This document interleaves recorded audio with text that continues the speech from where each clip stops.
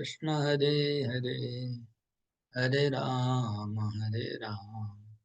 राम राम हरे हरे, हरे कृष्णा हरे कृष्णा, कृष्णा कृष्णा हरे हरे, हरे राम राम राम हरे हरे।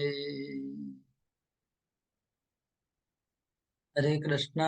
आज पवित्र राधाष्टमी के उपलक्ष्य में आप सभी भक्तों को मेरा हार्दिक अभिनंदन। सभी भक्तों के चरणों में मेरा दंडवत प्रणाम। जो आप लोग समय निकाल के सब लोग आए राधाष्टमी का पवित्र कथा श्रवण करने के लिए।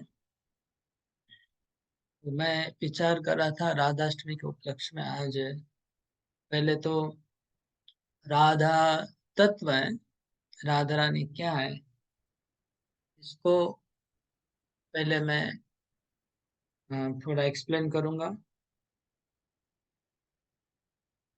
उसके बाद राधा रानी की जो जन्म लीला है उसको थोड़ा सा श्रवण करेंगे, और फिर अंत में श्रीमद् भागवत में जो राधा रानी का नाम जिस श्लोक में आया है उस श्लोक को हम लोग थोड़ा डिस्कस करेंगे।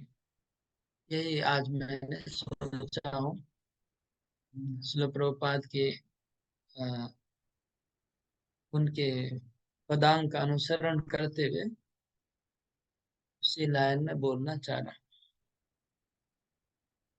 पहले राधा तत्व क्या है, राधा रानी कौन है, क्या है, इसको समझने के लिए हम लोग चैतन्य चरितामृत से कुछ चर्चा करेंगे। वहां पर अ, राधा का तत्व चर्चा हुआ है, और राधा रानी को लेके जो थोड़ा मिसकॉन्सेप्शन है, गलत फहमी है, वो भी थोड़ा मेरा विचार है उसको भी डिस्कस करने का। हम्म, कुछ कुछ संप्रदाय है जो लोग राधा रानी को कृष्ण से भी ऊपर बताते हैं। तो उसके ऊपर मैं थोड़ा थोड़ा नजर डालना चाहता हूँ।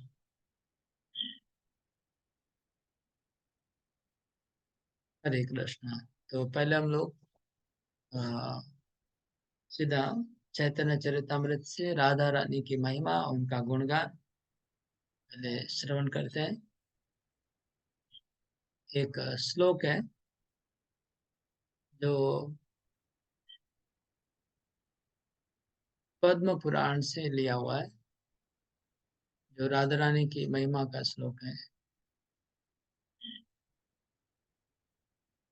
उसको लेके ही शुरू करेंगे।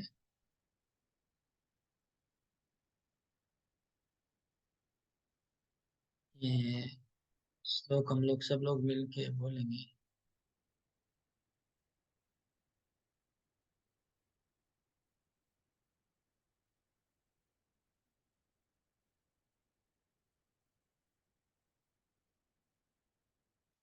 वो श्लोक थोड़ा ढूंढना पड़ेगा, एक सेकंड।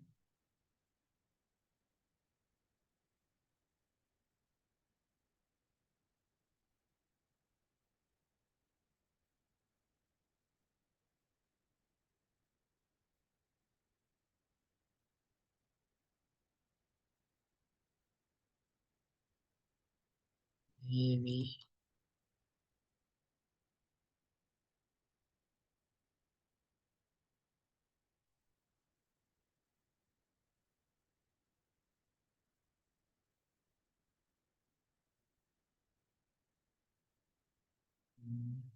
ओके।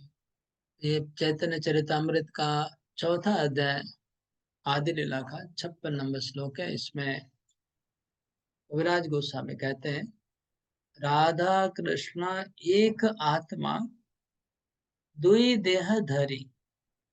राधा कृष्ण एक आत्मा है और दो शरीर धारण किया है। मतलब एक है और एक ही दो बने हुए हैं। एक ही परम तत्व परम ब्रह्म अपने आप को दो रूप में विस्तार किया है। परम ब्रह्म एक है, एब्सोल्यूट ट्रूथ परम सत्य एक है। एको हम द्वितीयो नास्ति सर्वम खलुदम ब्रह्मा। तो ब्रह्म एक है, लेकिन उस ब्रह्म ने दो रूप लिया हुआ है, दो रूप धारण किया है, क्योंकि दो के बिना आनंद का आस्वादन नहीं होता है। तो आनंद का आस्वादन करने के लिए उस पर ब्रह्म ने दो रूप धारण किया है। उसमें एक है भोक्ता और एक है भोग्य। हम्म, ऐसा रूप धारण किया। एक है प्रभु का रूप लिया, एक ने उनका सेवक का रूप लिया, एक ने प्रकृति का रूप लिया, एक ने पुरुष का, मतलब दो, एक प्रकृति और पुरुष। इस प्रकार दो भाग में परम ब्रह्म ने अपने आप को विस्तार किया। पुरुष जो है वो कृष्ण है, और जो प्रकृति वो राधा। जो शक्ति है वो राधा है, और शक्तिमान है वो कृष्ण है। ये सभी शास्त्रों का मत है। तो परम ब्रह्म ने दो रूप धारण किया, राधा और कृष्ण के रूप में दोनों प्रकट हुए। फिर दोनों आनंद विलास कर रहे थे, राधा और कृष्ण। तो उनको आनंद में फिर जो जो और सामग्रियों की प्रयोजन है, वो सारी सामग्रियां एक के बाद एक प्रकट होने लगती है ना। तो क्या चाहिए, पहले वृंदावन धाम चाहिए, तो वृंदावन धाम प्रकट हुआ। फिर गिरिराज गोवर्धन की आवश्यकता है, तो गिरिराज गोवर्धन प्रकट हुआ। यमुना प्रकट हुई। इस तरह से राधा कृष्ण से सब कुछ प्रकट होने लगा। तो कृष्ण के हृदय से कल हमको एक भक्त सुना रहे थे परसों दिन, कि कृष्ण के हृदय से गोवर्धन प्रकट हुआ। कृष्ण के हृदय से गोवर्धन प्रकट हुआ, और श्री कृष्ण के बाम अंग से, मतलब बाएं भाग से राधा रानी प्रकट होती है, और श्री कृष्ण के दाहिने भाग से, राइट साइड से बलराम जी प्रकट हुए। श्री कृष्ण के राइट साइड में दाहिने भाग से बलराम प्रकट हुए, और श्री कृष्ण के बाएं भाग से राधा रानी प्रकट हुई। इसलिए आप जब देखेंगे जो पंच तत्व का जो विग्रह है, पंच तत्व के विग्रह में आप देखेंगे कि चैतन्य महाप्रभु के दाहिने तरफ नित्यानंद प्रभु है, जो बलराम जी के अवतार है, बलराम जी है नित्यानंद। और उनके बाएं तरफ गदाधर है, जो राधा रानी के अवतार है। तो ये भी पंच तत्वों को देखने से भी समझ में आ जाता है। और तो इस प्रकार उसके बाद राधा रानी के शरीर से सब सब गोपियां प्रकट हुई। राधा रानी से बाकी सब गोपियां प्रकट होती है, और बलराम जी से नारायण प्रकट होते हैं, बलराम जी से विष्णु प्रकट होते हैं, बलराम जी से पूरा सृष्टि बलराम जी से प्रकट होता है। और जितने भी ग्वाल बाल है सब बलराम जी और कृष्ण से प्रकट होते हैं, और जितने भी गोपियां हैं सब राधा रानी की अंश शक्तियां हैं। इस प्रकार राधा और कृष्ण गोलोक वृंदावन में नित्य विलास करते रहते हैं, परमानेंट नित्य विलास चलता है उनका, नित्य है, अनादिकाल से। ऐसा कोई समय नहीं है कि कब उनका प्रकट हुआ था, इसलिए अनादिकाल से वो राधा और कृष्ण गोलोक वृंदावन नित्य विलास करते हैं। तो इसमें आगे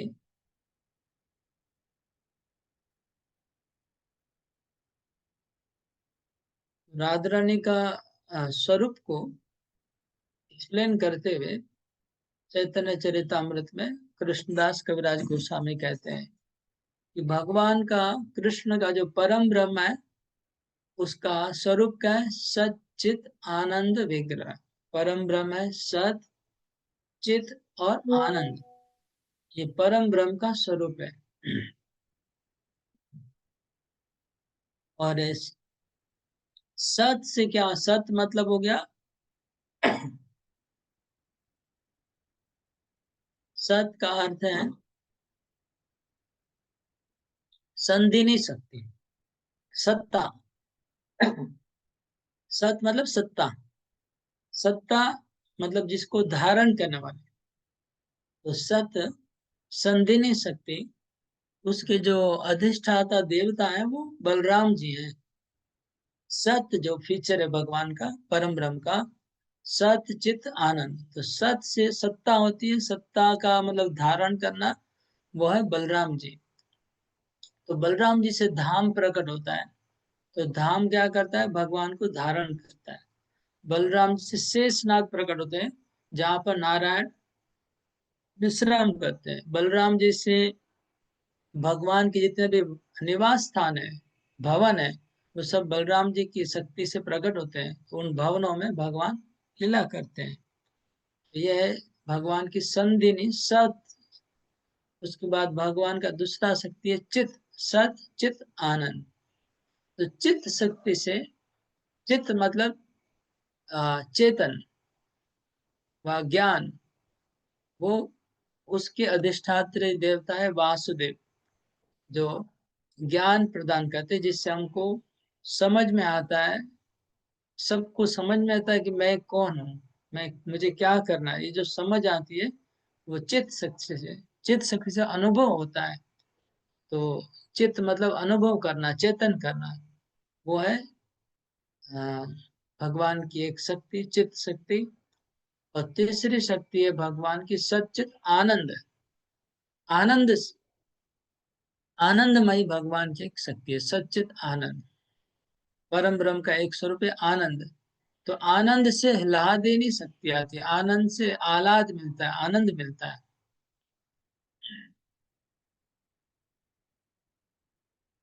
तो ये ह्लादिनी जो शक्ति है वो आनंद देती है। किसको आनंद देती है? सब जीवों को, और भगवान कृष्ण को, सबको आनंद देती है। आनंद कैसे देती है? आनंद देती है भगवान को, भक्त लोग जब सेवा करते हैं उससे भगवान को आनंद मिलता है, और भक्तों को भी आनंद मिलता है। तो वो जो आनंद लेने देने का कार्य है, वो लादिनी शक्ति का कार्य है। वो भगवान की लादिनी शक्ति का कार्य है। तो अभी वो आनंद में भक्ति से आनंद मिला, मैंने बताया। तो भक्ति का जो सर्वश्रेष्ठ फॉर्म क्या है भक्ति का? प्रेमा भक्ति। तो प्रेमा भक्ति से सबसे ज्यादा आनंद कृष्ण को मिलता है। मतलब अगर कोई भक्ति में प्रेम भक्ति करेगा, प्रेमा भक्ति के भी फर्दर 9 स्टेज है। प्रेमा भक्ति का भी 9 लेवल है। उसमें क्या है? प्रणय, स्नेह, मान, स्नेह मान प्रणय, भाव, महाभाव। इस तरह से आ, प्रेम के भी 9 स्टेज है। मेरे को क्रम से थोड़ा अभी याद नहीं आ रहा है। आ, प्रणय, मान, राग, अनुराग, भाव, महाभाव। स्नेह, प्रणय, मान, राग, अनुराग, भाव, महाभाव। पहले प्रेम, फिर स्नेह, फिर प्रणय, फिर राग, फिर अनुराग, फिर भाव और महाभाव। तो इसमें जैसे भगवान के अलग अलग भक्त अलग अलग प्रेम के स्तर पे होते हैं। तो बहुत वैकुंठ के जो पार्षद होते हैं वो प्रेम के प्राथमिक स्तर पे होते हैं, स्नेह के लेवल पे होंगे, प्रेम के स्तर पे होंगे, प्रणय, स्नेह। फिर राग के स्तर पे कुछ भक्त होंगे, अनुराग के स्तर पे कुछ और एडवांस डिवोटी होंगे। लेकिन भाव और महाभाव का जो स्तर है वो केवल गोपियों में रहता है। जो गोपियां हैं वो प्रेम की जो पराकाष्ठा है वो है महाभाव। तो महाभाव के स्तर पे गोपियां हैं, ललिता सखी, विशाखा सखी, लोग महाभाव के स्तर पे हैं। और महाभाव में भी 2 प्रकार का महाभाव है। वो केवल राधा रानी और चंद्रावली, दो सखियों में महाभाव का भी सर्वोच्च स्वरूप है। वो दो सखियों में होता है, राधा रानी में और चंद्रावली में। उसमें भी वो दोनों सखियां, मतलब दोनों सखियों में भी टॉप मोस्ट श्रेष्ठ भाव है, वो राधा रानी का है। इसलिए महाभाव स्वरूपिणी राधा ठाकुरानी। तो लादिनी शक्ति जो कृष्ण का शरीर से प्रकट हुई, जिसको भक्ति भी बोल सकते हैं, भक्ति का जो सर्वोच्च फॉर्म, सर्वोच्च रूप प्रकट हुआ आह्लाद का, आनंद का, वो सर्वोच्च रूप क्या निकला? महाभाव। और उसकी मूर्ति रूप बन गई राधा रानी। तो ये राधा रानी का तत्व है चैतन्य चरितामृत के हिसाब से। तो श्री कृष्ण को सर्वोच्च आनंद देने वाली शक्ति वो है लादिनी शक्ति, वो है राधा रानी। और जितने भी बाकी आह्लादकारी, जितने भी भगवान को आनंद देने वाले और जितने भी भक्त हैं, जितने भी गोपियां हैं, जितने भी भगवान की शक्तियां हैं, सब उस लादिनी शक्ति के अंश हैं। ये बेसिक मैंने बताया। अभी एक दो श्लोक है जो राधा की महिमा में गाए गए, उसको मैं थोड़ा बोल रहा हूँ, थोड़ा मेरे को ढूंढना है।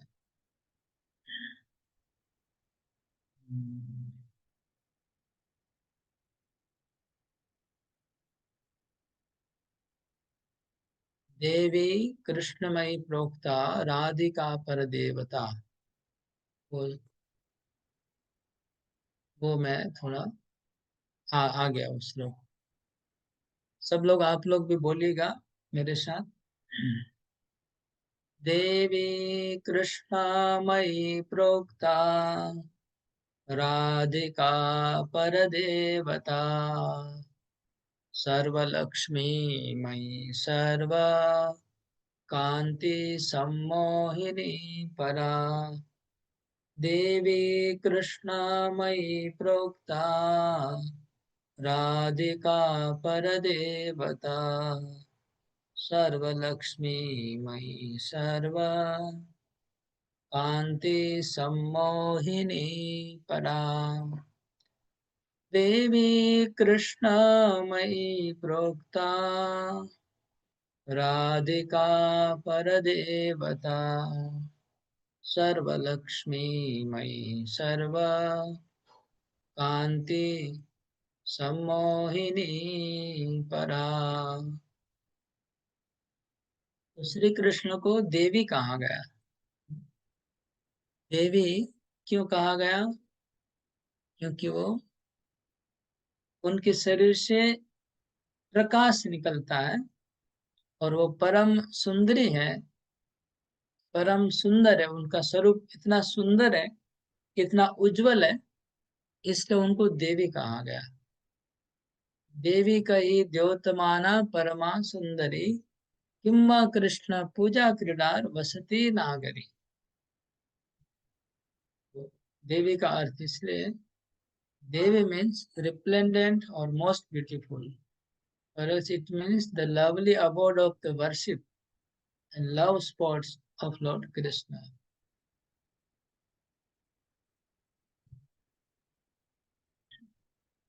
श्री कृष्ण की क्रीड़ा स्थली है, श्री कृष्ण की पूजा स्थली है। किंबा कृष्ण पूजा क्रीड़ा वसती नागरी। भगवान कृष्ण की पूजा की बस्ती है, पूजा की और क्रीड़ा की नगरी है। तो एक देवी का अर्थ बताया कृष्णमयी। तो राधिका को कृष्णमयी कहा गया। तो कृष्णमयी का अर्थ क्या हुआ? कृष्ण जार भीतरे बाहरे।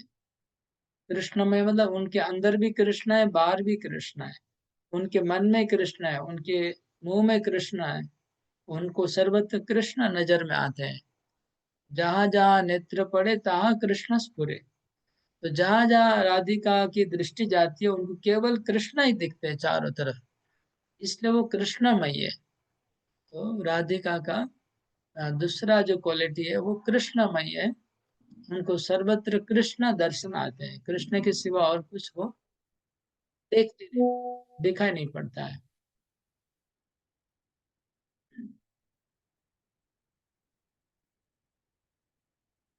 और कृष्णमयी का दूसरा अर्थ है वो कृष्ण, और उनमें कोई भेद नहीं है, कृष्ण ही रूप है। उसके बाद देवी कृष्णमयी प्रोक्ता राधिका। तो राधिका शब्द का अर्थ क्या है? कृष्ण वांछा पूर्ति रूप करे आराधने, अतएव राधिका नाम पुराणे व्याख्याने। क्यों उनका नाम राधिका है? क्योंकि वो हमेशा आ, आराधना करती है, आराधना करने वाली है, इसलिए राधिका। किसकी आराधना करती है? कृष्ण की। कृष्ण की आराधना करती है। और क्या उस दूसरा अर्थ है? वो हमेशा आराधना करती है कि मैं श्री कृष्ण की सारी इच्छाओं को पूरी कर सकूं, इसलिए वो राधिका है। वो her worship consist of fulfilling the desires of Lord Krishna. भगवान की सारी इच्छाओं को पूरी करने के लिए जो आराधना करती रहती है, इसलिए वो राधिका है। तो देवी का अर्थ बताया, कृष्णमयी का अर्थ बताया, राधिका का अर्थ बताया। राधिका मतलब जो आराधना करती है। और ये शब्द भागवत में आएगा, बाद में चर्चा करेंगे। उसके बाद देवी कृष्णमयी प्रोक्ता राधिका पर देवता। तो पर देवता क्यों कहा गया? अतएव सर्व पूज्या परम देवता सर्वपालिका सर्व जगतेर माता। तो पर देवता का अर्थ है, राधिका क्या है? परम देवता है, सबके द्वारा पूजनीय है, सबको पालन करती है और सब जगत की माता है। राधिका सर्व जगतेरो माता, सब जगत वासियों की माता है, इसलिए पर देवता है। सबको पालन करती है, इसलिए पर देवता है। सबकी पूजनीय है, इसलिए पर देवता है। तो तीन कारण, पर देवता का तीन कारण बताया।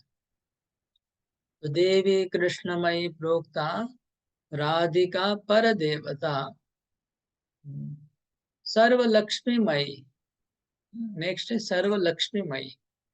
सर्व लक्ष्मीमयी का अर्थ है सर्व लक्ष्मी शब्द पूर्वे करियाची व्याख्यान, सर्व लक्ष्मी गणेरति हो न अधिष्ठान। तो पहले ही चर्चा हो चुकी है कि श्रीमती राधा रानी से सारी गोपियां प्रकट हुई है। और द्वारका की जो भगवान श्री कृष्ण की पटरानी है, महिषी है, 16,108, वो भी राधिका का ही एक्सपेंशन है। और वैकुंठ में जितनी लक्ष्मी देवी हैं वो भी राधिका का एक्सपेंशन है।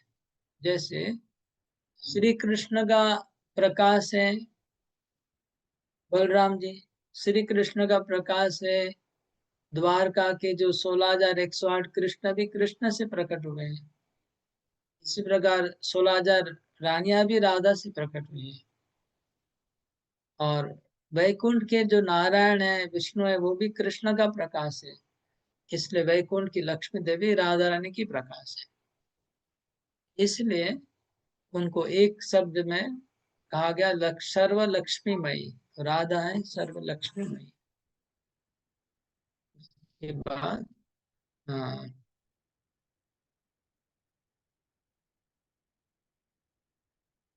सर्व लक्ष्मीमयी उसका दूसरा अर्थ है सर्व कृम्वा सर्व लक्ष्मी कृष्ण षड्विध ऐश्वर्य तार अधिष्ठात्री शक्ति सर्व शक्ति वर्य।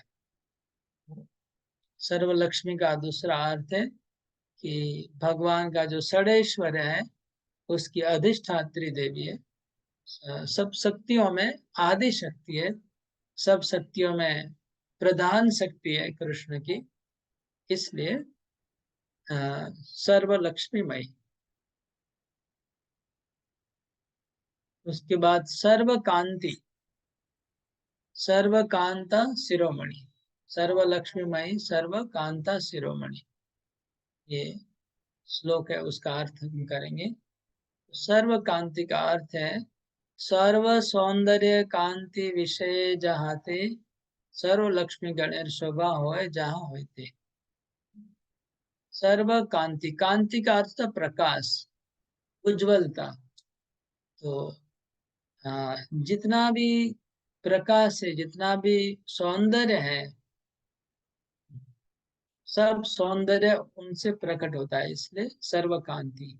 या फिर जितने भी दूसरी नारियां हैं, लक्ष्मी देवी, उन सब का प्रकाश भी राधा रानी से आ रहा है, इसलिए सर्वकांतामयी, सर्वकांता शिरोमणि।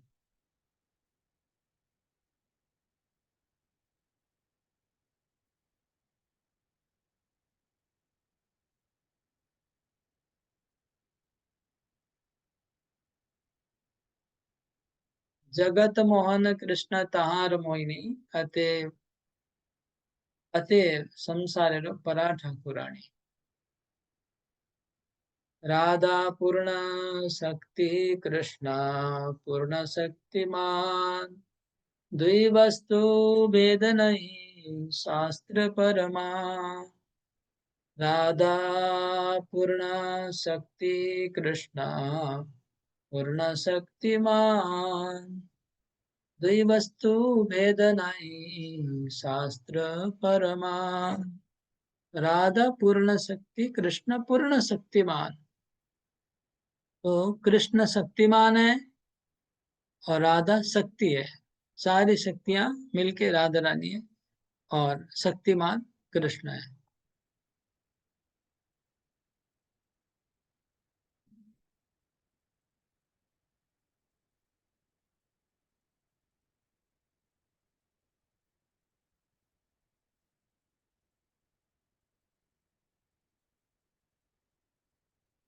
ये था, मैंने राधा और कृष्ण का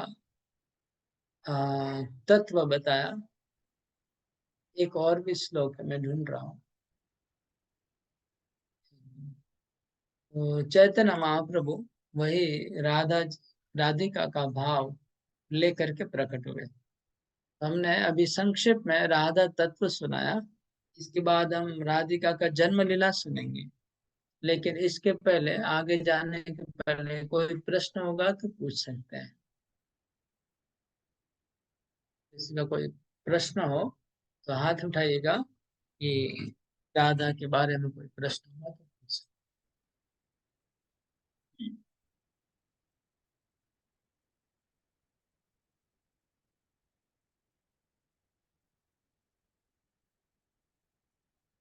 हाँ बोलो राजू प्रभु, अच्छा एडमिट करिए। हरे कृष्णा प्रभु जी, दंडवत प्रणाम। प्रभु जी, हरे कृष्णा राजू प्रभु बोलिए। प्रभु जी, ये श्लोक जो आप बोल रहे हैं ये श्रीमद् भागवतम में है? ये श्लोक मैंने, ये था पद्म पुराण का श्लोक, ये चैतन्य चरितामृत में कोट किया है, वहां से पढ़ रहा था। चैतन्य चरितामृत आदि लीला, हाँ चौथा अध्याय, चौथे अध्याय में श्लोक है। और कोट जो प्रभु जी पद्म पुराण से दिया हुआ है? पद्म पुराण से कोट किया है। ठीक है प्रभु जी। हरे कृष्ण। हरे कृष्ण। और और कोई प्रश्न है किसी का तो? हाँ Vijay Sharma pro, yes, unmute करिए। जी। अब जी जैसा आपने बताया अभी कि कुछ संप्रदाय है जो कि राधा रानी को ऊपर बताते हैं और कृष्ण को नीचे बताते हैं, तो ये कब क्लियर होगा? जैसे कि अभी हो जाएगा या बाद में होगा? अभी तो कुछ समझ मेरे में नहीं आया।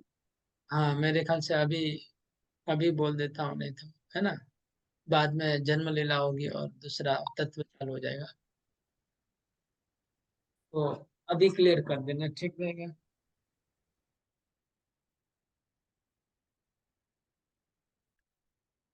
तो इस पॉइंट को मैं क्लियर करना चाहता हूँ। जो कुछ अ, वृंदावन में कुछ संप्रदाय हैं, जो राधा रानी की फॉलोवर है, तो उसमें कोई प्रॉब्लम नहीं है।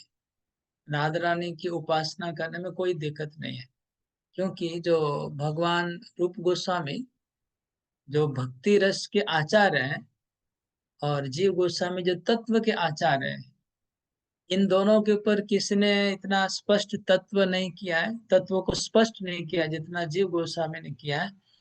और रस तत्व को रूप गोस्वामी की बराबरी कोई नहीं है। मतलब सब लोग एनोनिमसली एग्री करेंगे, वर्ल्ड के जितने भी आचार्य हैं सब एग्री करेंगे कि रूप गोस्वामी के ऊपर में कोई रस तत्व की शिक्षा देने वाला अभी तक कोई प्रकट नहीं हुआ है। और जीव गोस्वामी के बराबर तत्व प्रकट करने वाला नो, सब लोग एक्सेप्ट करते हैं इस बात को। तो रूप गोस्वामी ने जिस प्रकार से राधा कृष्ण का वर्णन किया लीलाओं का, उसमें देखा था कि जो श्री कृष्ण की जो गोपियां हैं और सखियां हैं, उसमें कुछ जो जो कुछ ऐसी सखियां जो राधा कृष्ण की डायरेक्ट सेवा करती है। ऐसी कुछ सखियां हैं जो वो टॉप मोस्ट मानी जाती है भक्ति में, सर्वश्रेष्ठ इसी को माना जाता है जो राधा कृष्ण की डायरेक्ट पूजा करे। तो जो राधा कृष्ण की सखियां हैं, उसमें दो भाग बताते रूप गोस्वामी। कुछ सखियां ऐसी है जो राधा और कृष्ण को दोनों को बराबरी का दर्जा दे के सेवा करती है।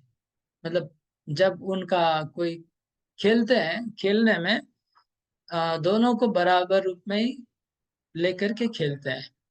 खेलने के समय व जोकिंग करने समय, बातचीत करने के समय, उसमें एक ग्रुप ऐसा है जब राधा कृष्ण के बीच में जब झगड़ा होगा व कुछ उनके बीच में जब कोई लीला होती है व कोई स्पोर्ट्स होता है, कोई स्पर्धा होगी, तो कृष्ण का पक्ष लेती है। ऐसी कुछ गोपियां हैं। और एक ग्रुप ऐसा है जो राधा का पक्ष लेता है। जब कृष्ण और राधा के बीच में जब कोई आपस में अगर उनके बीच में कोई समझ लीजिए स्पर्धा हुआ, किसी भी बात में स्पर्धा होता है, खेलने का स्पर्धा होता है, बातचीत का स्पर्धा होता है, व कहीं पर दान, जैसे दान घाटी पे दान लीला होती है, तो अलग अलग लीला होती है जिसमें राधा कृष्ण खेलते हैं। तो कुछ गोपियां राधा का पक्ष लेती है और कृष्ण को वो लोग नहीं अवॉइड करते हैं। तो इसमें कोई फॉल्ट नहीं है। ये तीनों ग्रुप परफेक्ट है। जो राधा कृष्ण को इक्वली मानते हैं वो भी परफेक्ट है, जो कृष्ण का पक्ष लेते हैं वो भी परफेक्ट है, और राधा पक्ष लेने वाले भी परफेक्ट है। तीनों परफेक्ट है, इसमें कहीं कोई दोष नहीं है। ये रूप गोस्वामी का खुद ही भक्ति रसामृत सिंधु में और कुछ बुक्स में उन्होंने स्पष्ट किया है। और ये सबका सिद्धांत है कि आपका मूड जैसा हो, आपको दोनों को इक्वली सेवा करना तो इक्वली करिए, कृष्ण का पक्ष लेना तो लीजिए, कृष्ण का पक्ष लेंगे तो भी राधा रानी आपको ज्यादा प्रेम करेगी, ये सिद्धांत है। और जो राधा को पक्ष लेंगे उसको भी कृष्ण ज्यादा प्रेम करेंगे। तो इसमें कोई फॉल्ट नहीं है, ये अच्छा है। लेकिन तो इसलिए कुछ एक एक तो ऐसा पर्टिकुलर संप्रदाय है वृंदावन में जो केवल राधा का पक्ष लेने वाला ही संप्रदाय है। तो उनके संप्रदाय में जो भी जाएगा उनको उसी कैटेगरी में ही घुसना पड़ेगा। ये उनका कंपलसरी मतलब है। तो जैसे हम लोग का गौड़ीय वैष्णव संप्रदाय है, उसमें क्या सिस्टम है, जो भी इस संप्रदाय में आएगा उसको मंजरी भाव दिया जाता है। मंजरी भाव मतलब क्या, कि राधा और कृष्ण की दासी के रूप में सेवा करना, इसको मंजरी भाव कहते हैं। और मंजरी में भी ये दो तीन भाग है। कुछ मंजरियां जो कृष्ण का पक्ष लेती है, कुछ मंजरियां राधा का पक्ष लेती है, कुछ मंजरियां इक्वल रहती है। तो एक ही चीज है। तो हमारे में भी तीनों है, तीनों ऑप्शन अवेलेबल है। लेकिन वो लोग में तीन ऑप्शन नहीं है, केवल एक ही ऑप्शन है कि केवल राधा का पक्ष लेने वाले ही वही बनना पड़ेगा। एकदम स्ट्रिक्ट हो गया। तो उसमें भी कोई प्रॉब्लम नहीं है। यहाँ तक हम लोग को कोई ऑब्जेक्शन नहीं है, कोई कंप्लेन नहीं है कि आप राधा का पक्ष लो, कोई प्रॉब्लम नहीं। लेकिन प्रॉब्लम कहाँ आता है, जब वो इस तरह का प्रचार करने लगते हैं कि राधा कृष्ण से ऊपर है। राधा तत्व कृष्ण के ऊपर है। तो ये थोड़ा हमको, मेरा पर्सनल ओपिनियन है, मैं शास्त्रों को अभी शास्त्रों के उसमें नहीं जा रहा हूँ, शास्त्रों से भी प्रमाण हो सकता है, फिर उसका उल्टा भी वो लोग दूसरा भी शास्त्र का कोटेशन दे सकते हैं। मैं लॉजिकली मैं बता रहा हूँ, अभी लॉजिकली जा रहा हूँ, क्योंकि यहाँ कोई पंडित नहीं है जो शास्त्र सुनना चाहेंगे, इसलिए मैं लॉजिकली बताता हूँ। लॉजिकल कोई सेंस नहीं करता है, अगर ऐसा कोई करते हैं तो क्यों, प्रॉब्लम क्या होता है उसमें वो बता रहा हूँ।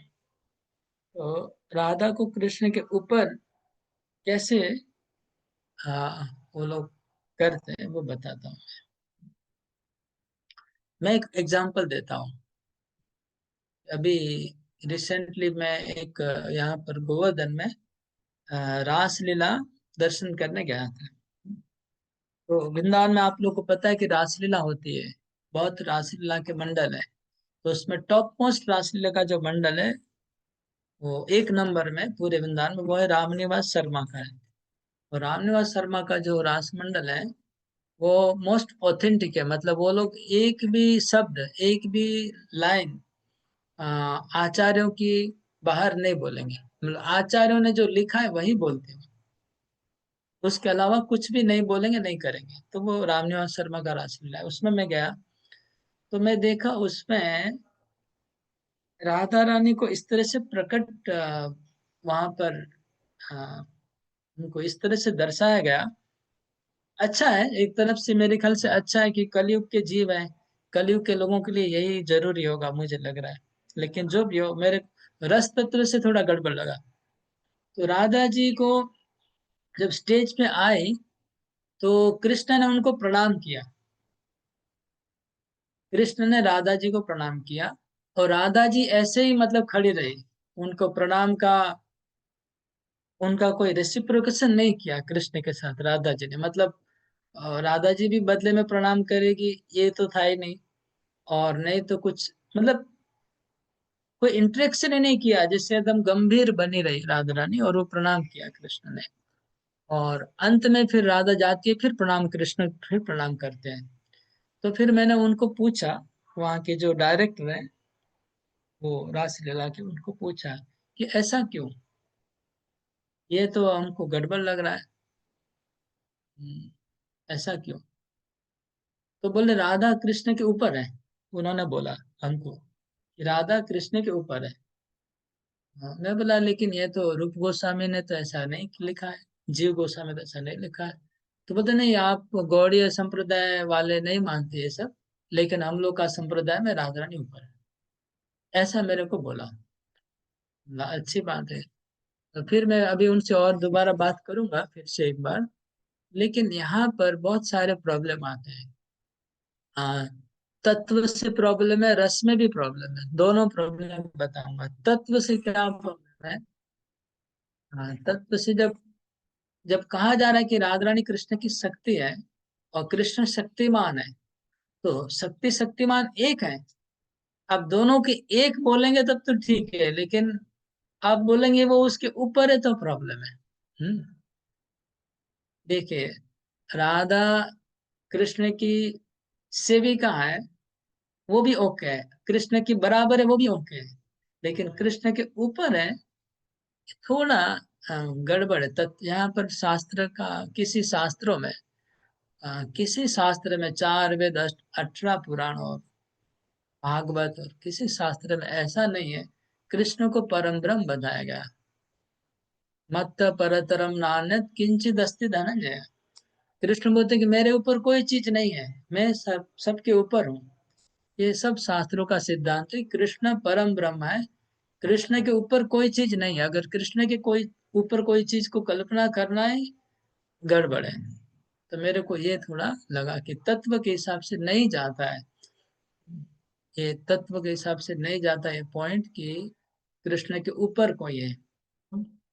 अब दूसरा लॉजिक आता है उनका, उनका लॉजिक बता दो क्यों वो लोग राधा को ऊपर बताते हैं, वो बता रहा हूँ। उनका कहना है कि कृष्ण राधा राधा जपते इसलिए, इसलिए राधा कृष्ण के ऊपर है। तो फिर तो कृष्ण अर्जुन का नाम भी जप करते हैं, अर्जुन अर्जुन भी करते हैं। कृष्ण माँ जसोदा का भी नाम जप करते हैं, कृष्ण नंद महाराज का भी जप करते हैं। तो कृष्ण तो सभी भक्तों का नाम जप करते हैं। हाँ, ऐसा नहीं कि कृष्ण केवल राधा का नाम जप, वो तो प्रेम में करते हैं, पूजा के लिए नहीं, प्रेम के लिए करते हैं। मेरा यही मेरा मेरा ओपिनियन है। अगर मेरा गलती होगा तो मेरे को आशा करता हूँ कि राधा रानी क्षमा करेंगे और बाकी आचार्य मुझे करेक्ट करेंगे, लेकिन मेरा अंडरस्टैंडिंग है, मेरे को लगता है कि इससे राधा रानी का अपमान होता है, ऐसा मुझे फील हुआ। क्योंकि राधा रानी के जो आराध्य देव हैं, उनको अगर आप उनके सामने झुकाते रहेंगे बार बार, तो क्या उनको अच्छा लगेगा? अच्छा नहीं लगेगा। जिनकी वो आराधना करती है और उनको अगर उनके पास प्रणाम करवाया जाए बार बार, तो उनको क्या सहन हो सकता है? राधा रानी क्या सहन कर सकती है ये बात कि कृष्ण उनको प्रणाम कर रहे हैं बार बार? मुझे नहीं लगता है सहन कर सकती है। और इनका इनके संप्रदाय में डेली राधा कृष्ण का विवाह होता है, मतलब वो लोग हर दिन राधा कृष्ण का विवाह का लीला रचते हैं। तो अगर राधा कृष्ण का विवाह होता है तो स्वाभाविक है, अगर पति पत्नी का शादी होता है तो कौन पत्नी पति को प्रणाम करती है कि पति पत्नी को प्रणाम करेगा? कौन किसको प्रणाम करता है? ये भी पॉइंट अगर पकड़ेंगे तो मेरे को लगता है निश्चय यहाँ गड़बड़ है। कभी कभी हो सकता है कि पति भाव में आकर के पत्नी को वो प्राइवेटली, वो चीज प्राइवेट है। प्राइवेट में पति भी अपने पत्नी का पांव पकड़ सकता है, लेकिन पब्लिक में नहीं, है ना? सोशल में नहीं चलेगा। सोशल स्टेज में क्या होगा? पब्लिक में तो पत्नी पति को फॉलो करती है, लेकिन प्राइवेटली हो सकता है, वो भी कभी कभी, डेली नहीं, कभी कभी हो सकता है कि पति भी पत्नी का चरण दबा दे। उसमें कोई, वो तो प्रेम से करता है। लेकिन यहाँ पर अगर हमेशा बोलेंगे कि कृष्ण राधा रानी के पांव दबा रहे, तो वो थोड़ा हमको लगा। जयदेव गोस्वामी ने गीत गोविंद की रचना की, उसमें उन्होंने लिखा कि कृष्ण ने राधा के चरण को अपने सर पे रखा। तो वो लिखने के लिए जयदेव गोस्वामी का कलम रुक गया। जो भक्ति रस के सर्वश्रेष्ठ आचार्य हैं, उनको लिखने का हिम्मत नहीं हो रहा है। अगर इतना बात इजी होता तो वो लिख देते ना, वो लिखा नहीं उन्होंने। तो कृष्ण ने आके लिखा कि हाँ, देहि पद पल्लवम उदारम, ये जो बात है वो कृष्ण ने लिखा स्वयं आके कि आप संकोच मत करो, ये लीला सही है, आप जो सोच रहे हो वो सही है। तो मतलब इतनी बड़ी कृष्ण की लीला है, मतलब उन्होंने हजारों पद रचना किया, उसमें एक पद में एक बार कृष्ण ने ये लीला की। इसका मतलब ये नहीं कि ये पूरा कंटिन्यू आप यही करते रहेंगे। कंटिन्यू यही लीला नहीं चल रही, दूसरी लीला भी है जिसमें राधिका कृष्ण की सेवा कर रही है। राधिका कृष्ण की सेवा करती है तो बहुत है, और एक बार कृष्ण ने सेवा कर दी, उसको अगर आप पकड़ लेंगे और इसको सिद्धांत बना देंगे तो गड़बड़ है। और एक पॉइंट है, अगर इसको हम और लॉजिकली बोलते हैं, जैसे भगवान श्री रामचंद्र ने रामेश्वर में शिव जी का पूजा किया, है ना? तो इसलिए रामेश्वर नाम पड़ा। तो इसका अर्थ ये नहीं कि शिव जी राम से बड़े हैं, वो तो राम का उदार चरित्र है। वो राम मर्यादा पुरुषोत्तम है, वो शिव जी को भी पूजा करते हैं, सम्मान करते हैं। इसका अर्थ ये नहीं कि हम राम शिव जी से छोटे हो गए, ऐसा नहीं, कदापि नहीं। रामचंद्र समुद्र का पूजा करते हैं, तो क्या समुद्र देवता अब राम से बड़ा हो सकता है? नहीं। रामचंद्र मर्यादा पुरुषोत्तम है, सबका पूजा करते हैं, सबको सम्मान करते हैं। कृष्ण अर्जुन के सारथी बन गए, है ना? तो इसका अर्थ ये हुआ कि अर्जुन कृष्ण से ऊपर हो गया। या फिर युधिष्ठिर महाराज को कृष्ण प्रणाम करते हैं, युधिष्ठिर महाराज को जब कृष्ण को प्रणाम करते हैं, इसका अर्थ ये हुआ कि युधिष्ठिर महाराज कृष्ण से बड़े हो गए? नहीं, वो तो आउट ऑफ लव। इसी प्रकार श्री कृष्ण राधिका का आउट ऑफ लव उनको चरण स्पर्श करते हैं। इसका अर्थ ये नहीं कि हम राधा रानी को पूजा का मूर्ति बना दिया और कृष्ण को पुजारी बना दिया। वो एक लीला है, लेकिन उसी को तत्व के रूप में कैसे प्रकट किया जा सकता है? ये मेरा कुछ। और एक और एक जो रस तत्व, ये तो तत्व वाइज बोल दिया, तत्व के हिसाब से ये सेट नहीं होता है, क्योंकि ना तो परब्रह्म तीन, उसमें एक शक्ति की अधिष्ठात्री राधा रानी हला दी, लेकिन संधिनी शक्ति तो बलराम जी है, वो भी तो कृष्ण से प्रकट हुए हैं। चित शक्ति के वासुदेव, वो भी कृष्ण का रूप है। तो भगवान श्री कृष्ण की एक लादिनी शक्ति है और उसकी पराकाष्ठा श्रीमती राधा रानी है। ये भक्ति व रस तत्व की विचार था। और तत्व में तो कहते हैं कि राधा कृष्ण एक आत्मा दुई देह धरी। अभी रस में क्या प्रॉब्लम आया वो बताऊंगा। तत्व में तो मैंने बताया कि तत्व वाइज अगर ऐसे करने लगे तो फिर कुछ लोग अर्जुन को ही, अर्जुन का ही नाम जप करने लगे, अर्जुन अर्जुन अर्जुन। क्योंकि भगवान ने लिखा है कि शास्त्रों में आता है कि भगवान के नाम से, भगवान के भक्तों का नाम जप करने से हजारों गुना ज्यादा बेनिफिट होता है। ठीक है, भगवान से, भगवान के भक्तों का नाम जप करने से हजारों गुना बेनिफिट होता है। तो फिर इसलिए हम राधा राधा जप करेंगे तो ज्यादा फायदा होगा। अगर इस लॉजिक के साथ अगर हम जाते हैं तो यहाँ प्रॉब्लम आता है, फिर हम अर्जुन अर्जुन जप करने लग जाएंगे बहुत लोग, क्योंकि अर्जुन भी भगवान का प्रिय भक्त है। फिर बहुत लोग शिव शिव जप करेंगे, शिव शिव शिव शिव शिव शिव, शिव भी परम भक्त है भगवान के। कोई बोलेगा यशोदा यशोदा हम जप करेंगे, कि यशोदा माता परम भक्त है कृष्ण की। कोई नंद बाबा का जप करेंगे। तो ऐसे तो नहीं होता है। वो तो ठीक है कि ये बात ठीक है कि हम भगवान के भक्त का नाम जप करने से भगवान ज्यादा खुशी होते हैं, लेकिन हमको गुरु परंपरा से कौन सा नाम जप करने का आदेश मिला है? चैतन्य महाप्रभु तो सबसे, भक्ति में भी सबसे बड़े हैं और अवतारों में भी अवतारी है, सबसे टॉप मोस्ट है। और राधा तत्व को दुनिया में प्रकाश करने वाले ही चैतन्य महाप्रभु है। चैतन्य महाप्रभु की कृपा के बिना इस दुनिया में किसी का राधा तत्व में प्रवेश ही नहीं था और नहीं हो सकता है। क्योंकि यदि गौर ना होई तो तबे की होई तो के मने धरिताम दे, राधार महिमा प्रेम रस सीमा जगते जाना तो के। तो राधा की महिमा तो केवल चैतन्य महाप्रभु ने ही जगत में प्रकाश की। वो चैतन्य महाप्रभु जिन्होंने राधा की महिमा को पृथ्वी पे लाए, वो कौन सा जप करते थे, वो क्या जप करते थे, हमें वो देखना है।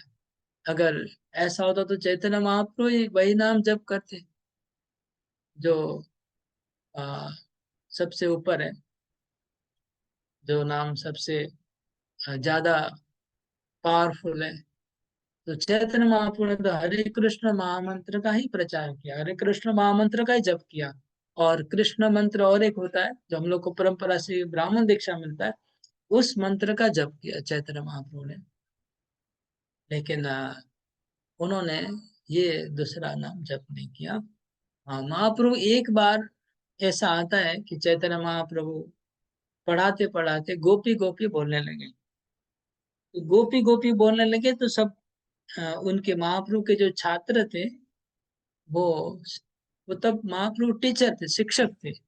और छात्र लोग सब परेशान हो गए कि हमारे टीचर को क्या दिमाग खराब हो गया, पढ़ाते पढ़ाते गोपी गोपी बोलने लग गए। तो उन्होंने कंप्लेन किया, हेड मास्टर को कंप्लेन किया, ये जो फलाना टीचर है उसका दिमाग खराब हो गया, वो क्लास में गोपी गोपी बोलने लग गए। जब तक कृष्ण कृष्ण बोलते थे वो लोग सहन कर रहे थे, जैसे गोपी गोपी बोला वो लोग उससे गड़बड़ हो गया।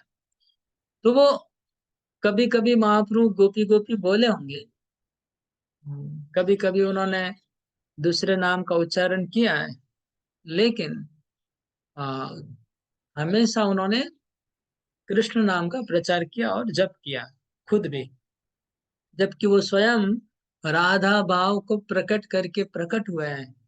राधा भाव अंगीकारी, हाँ, राधा भाव को ग्रहण करके महाप्रभु का अवतार हुआ है। उनके हृदय में राधा है, उनके बाहर में अंतर गौर बहिर कृष्णा, अंदर में राधा है, बाहर भी राधा है। ऊपर में राधा का रंग है, अंदर में राधा का भाव है, और वो है कृष्ण। तो इस रूप में आए, फिर भी उन्होंने हरे कृष्ण का ही प्रचार किया, जप किया, और कृष्ण मंत्र का जप किया। तो हाँ, मैं बोल रहा था कि क्यों वो लोग किस लॉजिक से नाम प्रचार करते, जप करते। तो मैंने ये उसका उत्तर दिया कि भक्त का नाम जप करने से अगर भगवान ज्यादा खुशी होते हैं तो हम भक्तों का नाम जप करना शुरू कर देंगे। लेकिन गुरु परंपरा और आचार्य विधि से ऐसा नहीं आया है, क्योंकि कलयुग शास्त्रों में जो कलि संतरण उपनिषद है, कलि संतरण उपनिषद में जो महामंत्र दिया गया कलयुग के लोगों के लिए, उसी को आचार्य लोग प्रचार करते हैं, उसी को अपने क्या नाम महाप्रभु ने प्रचार किया। तो ये था एक पॉइंट। अगर कोई इंडिविजुअली के कोई एक व्यक्ति अगर किसी पर्टिकुलर नाम का जप करता है तो उसमें कोई वो भी कोई प्रॉब्लम नहीं है। अगर आप अर्जुन अर्जुन जप करेंगे ना तो आप जरूर भगवत धाम चले जाएंगे। हाँ, शिव शिव जप करेंगे तो भगवत धाम चले जाएंगे उस भाव से।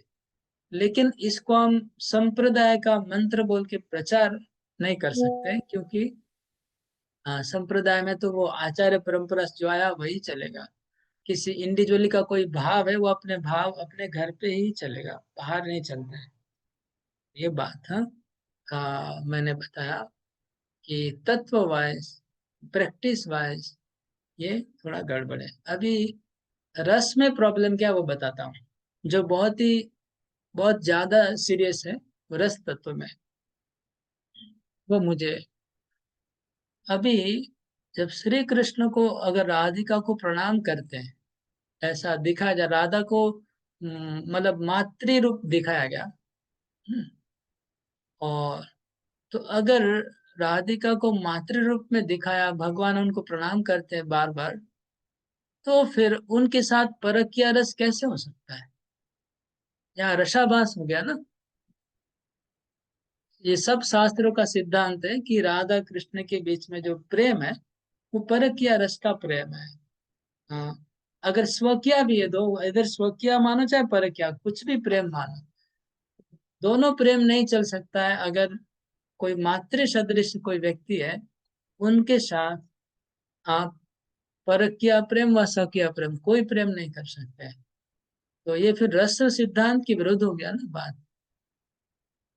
ये सबसे बड़ा सीरियस पॉइंट है कि जिसको आप मातृ सदृश दर्जा दिया पहले, उसको प्रणाम कहते हैं, उसके साथ आप खेला धूला कैसे कर सकते हो? उसके साथ प्रेम लीला कैसे कर सकते हो? उनके साथ आप छल चातुरी कैसे कर सकते हैं जिनको आप प्रणाम कर रहे हैं? तो इसलिए रसाभास हो रहा है वहां पर। तो ये भी मेरा एक पॉइंट था। ओके, मैंने जो मेरे को याद आया सब पॉइंट बताया। इसमें आप लोग का कोई क्वेश्चन है, कुछ जिज्ञासा है, क्या समझ में आया? कुछ कमेंट करना है तो कर सकते हैं, हाथ उठाइएगा, या फिर सीधे सीधा अनम्यूट करके भी बोल सकते हैं। सबको मैं ओपन करता हूँ एक बार।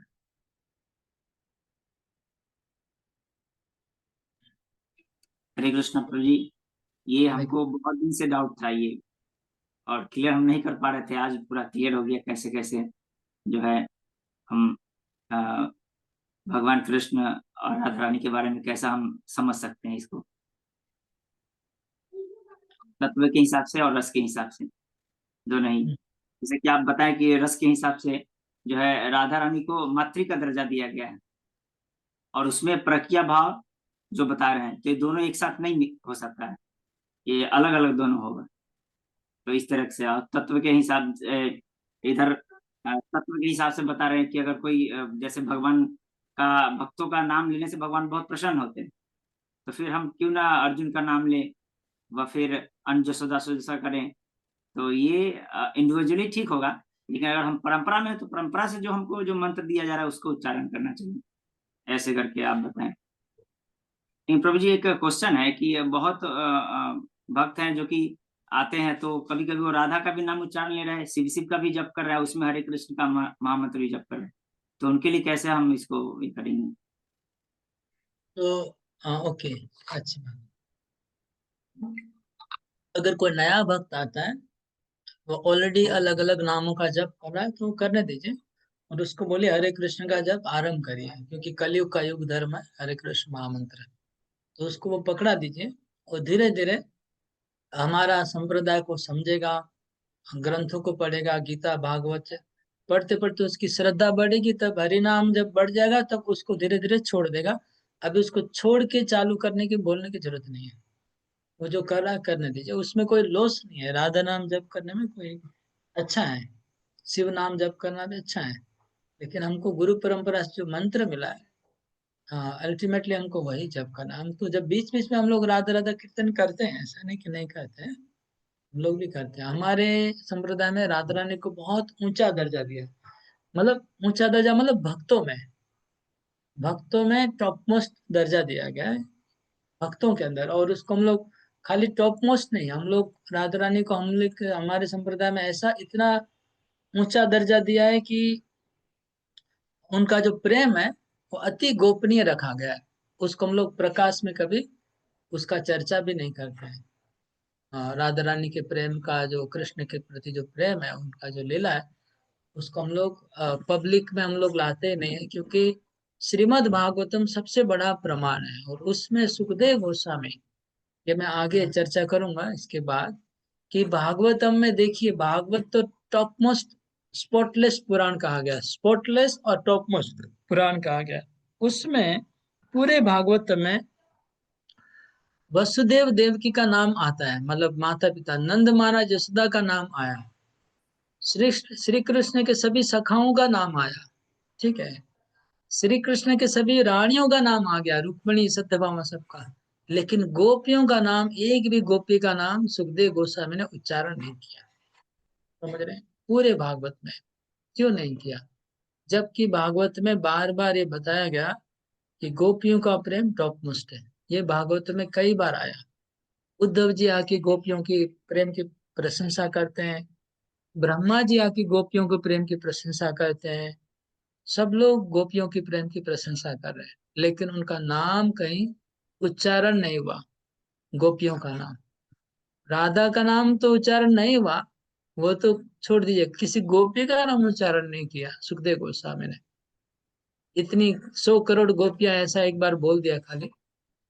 तो इसलिए तो हम लोग भी उसी परंपरा से, हम लोग इस नाम को इतना रिस्पेक्ट करते हैं, इतनी श्रद्धा करते हैं कि इसको हम लोग लूजली पब्लिकली इसका हम उच्चारण नहीं करते हैं, बोलते नहीं। विनोद को प्रभु। हरे कृष्ण प्रभु, दंडवत प्रणाम।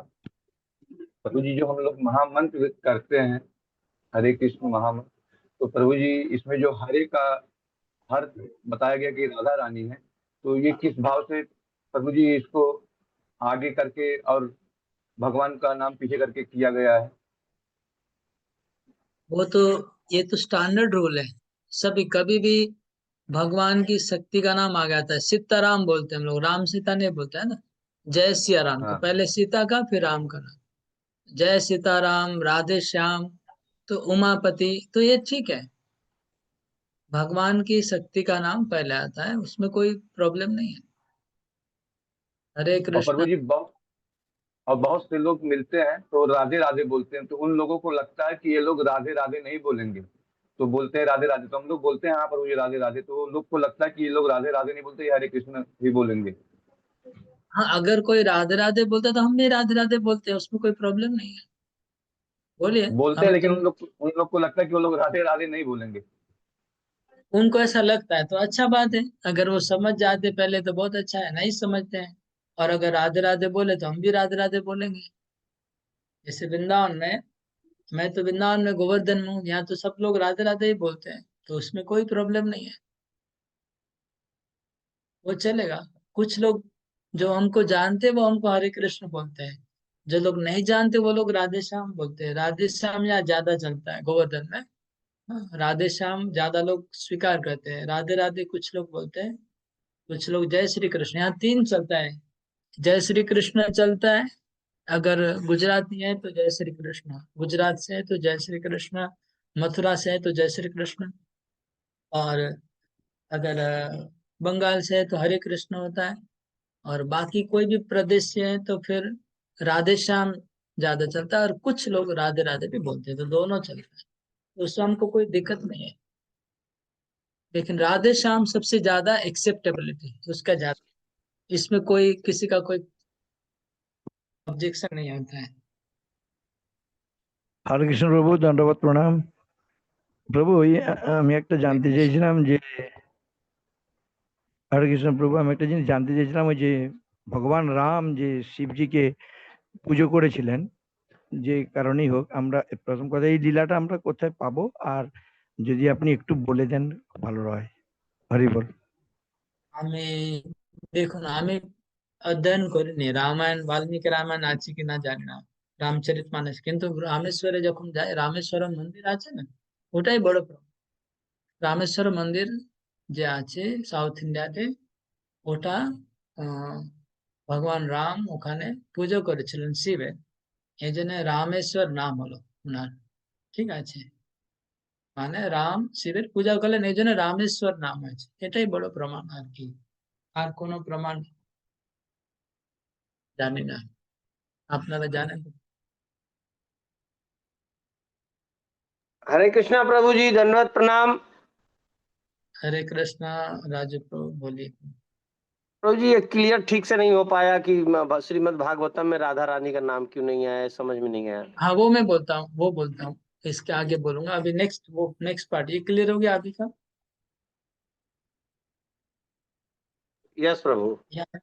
यहाँ तक क्लियर हो गया? यस प्रभु। ओके। हम लोग का गौड़ीय सिद्धांत में और बाकी संप्रदाय का जो सिद्धांत है उसके बारे में मैंने जो चर्चा की, इसको समझ में आया कि कुछ संप्रदाय में जिस तरह से अभी ज्यादा हवा चला है यहाँ पर, तो ठीक है, उसमें कोई नुकसान नहीं हो रहा, अच्छा ही है, लेकिन बहुत अति सूक्ष्म थोड़ा सा है, तो ठीक है, उसमें कोई प्रॉब्लम नहीं, चलने देंगे। लेकिन हम देखते तो हम लोग को थोड़ा खराब लगता है, जब कोई सिद्धांत से थोड़ा अलग हट के कुछ होने से हम लोग को सहन नहीं होता है, लेकिन ठीक है। हरे अभी कृष्ण। हरे कृष्ण। तो जी हम लोग गौड़ीय संप्रदाय में है, तो हम तो अपने जो हमारे आचार्यों ने सिद्धांत दिया है इसी को हमको पालन करना है। बाहर जैसे कि अभी बोले कि इसका हवा चला है, तो हमारे भक्त भी कुछ इससे प्रभावित हो जाते हैं, तो इसको कैसे उनको इस प्रभाव से जो है बचाया जाए, हम अपने सिद्धांत को कैसे उनके पास पेश करें। पहले तो हमें उनको हमारे क्लास में भगवत गीता, भागवत, इसमें थोड़ा प्रवेश करवाना पड़ेगा। जब वो अंदर से मानने लगे कि हम गौड़ी संप्रदाय के, हम लोग तो गौड़ी संप्रदाय के हो गए क्योंकि हमने दीक्षा लिया, लेकिन जो अभी आ रहे क्लास में उन्होंने गौड़ी संप्रदाय को अभी स्वीकार नहीं किया है। तो गौड़ी संप्रदाय को जब तक वो स्वीकार नहीं करते हृदय से, तब तक आप इस बात को बोल नहीं पाएंगे, बोल नहीं सकते हैं, समझ रहे हैं ना? कि हम, आप नहीं बोल सकते कि हम लोग गौड़ी संप्रदाय के हैं। अगर आप पाकिस्तान वाले को बुला के बोलेंगे अरे हम लोग भारतीय हैं, तुम ऐसा करो, तो पाकिस्तान वाले सुनेगा? नहीं सुनेगा। पहले तो उसके अंदर फीलिंग आना चाहिए कि मैं भारतीय हूँ, है ना? एक आदमी को, अगर कोई मुसलमान को आप पकड़ के बोलेंगे अरे तुम भारतीय हो, तुम ऐसा क्यों करते हो, तो उस मुसलमान के अंदर तो फीलिंग आना चाहिए कि मैं भारतीय हूँ पहले। अगर उसके अंदर फीलिंग नहीं है तो फिर आप प्रचार करके उसको क्या फायदा होगा? पहले तो उसके अंदर फीलिंग लाना होगा कि तुम भारतीय हो, तुम पाकिस्तान के नहीं हो, मुस्लिम होने के बाद भी तुम भारतीय हो, ये उसको बताना पड़ेगा। इसी प्रकार कोई भक्त आ रहा है तो उसको पहले तो हमारे संप्रदाय का महिमा उसको खुद से समझ में आना चाहिए, और जब हमारे संप्रदाय के सारे ग्रंथों को पढ़ेगा, प्रभुपादिक किताबों को पढ़ेगा, तब उसकी श्रद्धा बढ़ेगी। भागवत पढ़ेगा, चैतन्य चरितमृत, हम लोग के कई भक्त अभी चैतन्य चरितमृत प्रवेश ही नहीं किए हैं, बहुत लोग चैतन्य चरितमृत पढ़ने के बाद दिमाग बोल्ड आउट हो जाएंगे, मतलब दुनिया में लगे इसके ऊपर कोई सिद्धांत नहीं है, टॉप मोस्ट में, तो वो पढ़ लेंगे, फिर आप इस बात को रखेंगे तभी मानेंगे। उसके पहले संप्रदाय की बात नहीं करनी चाहिए, जब तक वो संप्रदाय को स्वीकार नहीं किया तो बोल के क्या फायदा।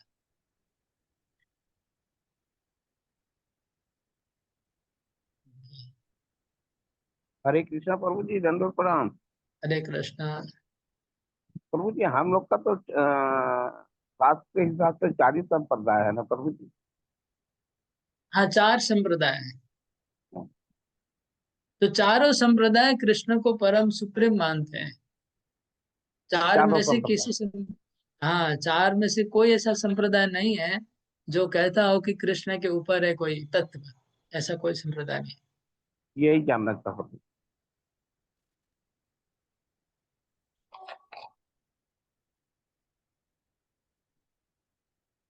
चारों संप्रदाय ने वेदांत सूत्र के ऊपर भाष्य रचा है और सबने श्री कृष्ण को सुप्रीम एस्टैब्लिश किया है, चारों संप्रदाय वालों ने।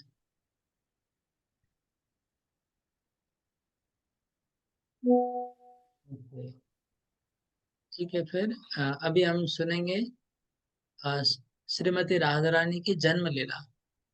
उसके बाद हम भागवतम में जाएंगे, जहाँ पर हम देखेंगे कि राधा रानी का नाम भागवतम में है और कहाँ पर है, कैसे है, वो मैं आपको बताऊंगा। वो डायरेक्ट नहीं है, छुपा के नाम दिया हुआ नाम, बहुत ही अच्छी जगह, मतलब नाम बहुत बहुत ही अच्छी तरह से उनका नाम बताया गया है भागवत में, वो बताऊंगा कैसे। ओके, तो अभी श्रीमती राधा ने, क्योंकि आज जन्मदिन है, हम लोग जन्म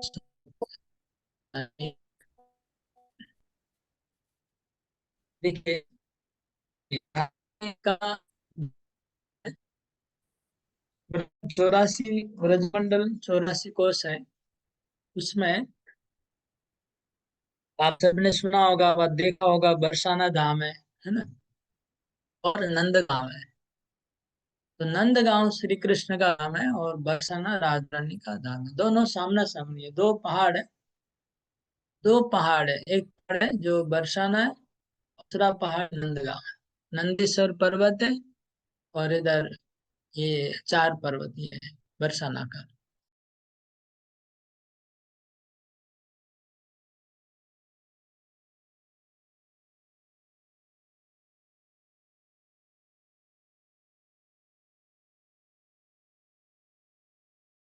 हरे कृष्ण, मेरा नेट कट गया था, फिर चालू हो गया है इसी कारण से।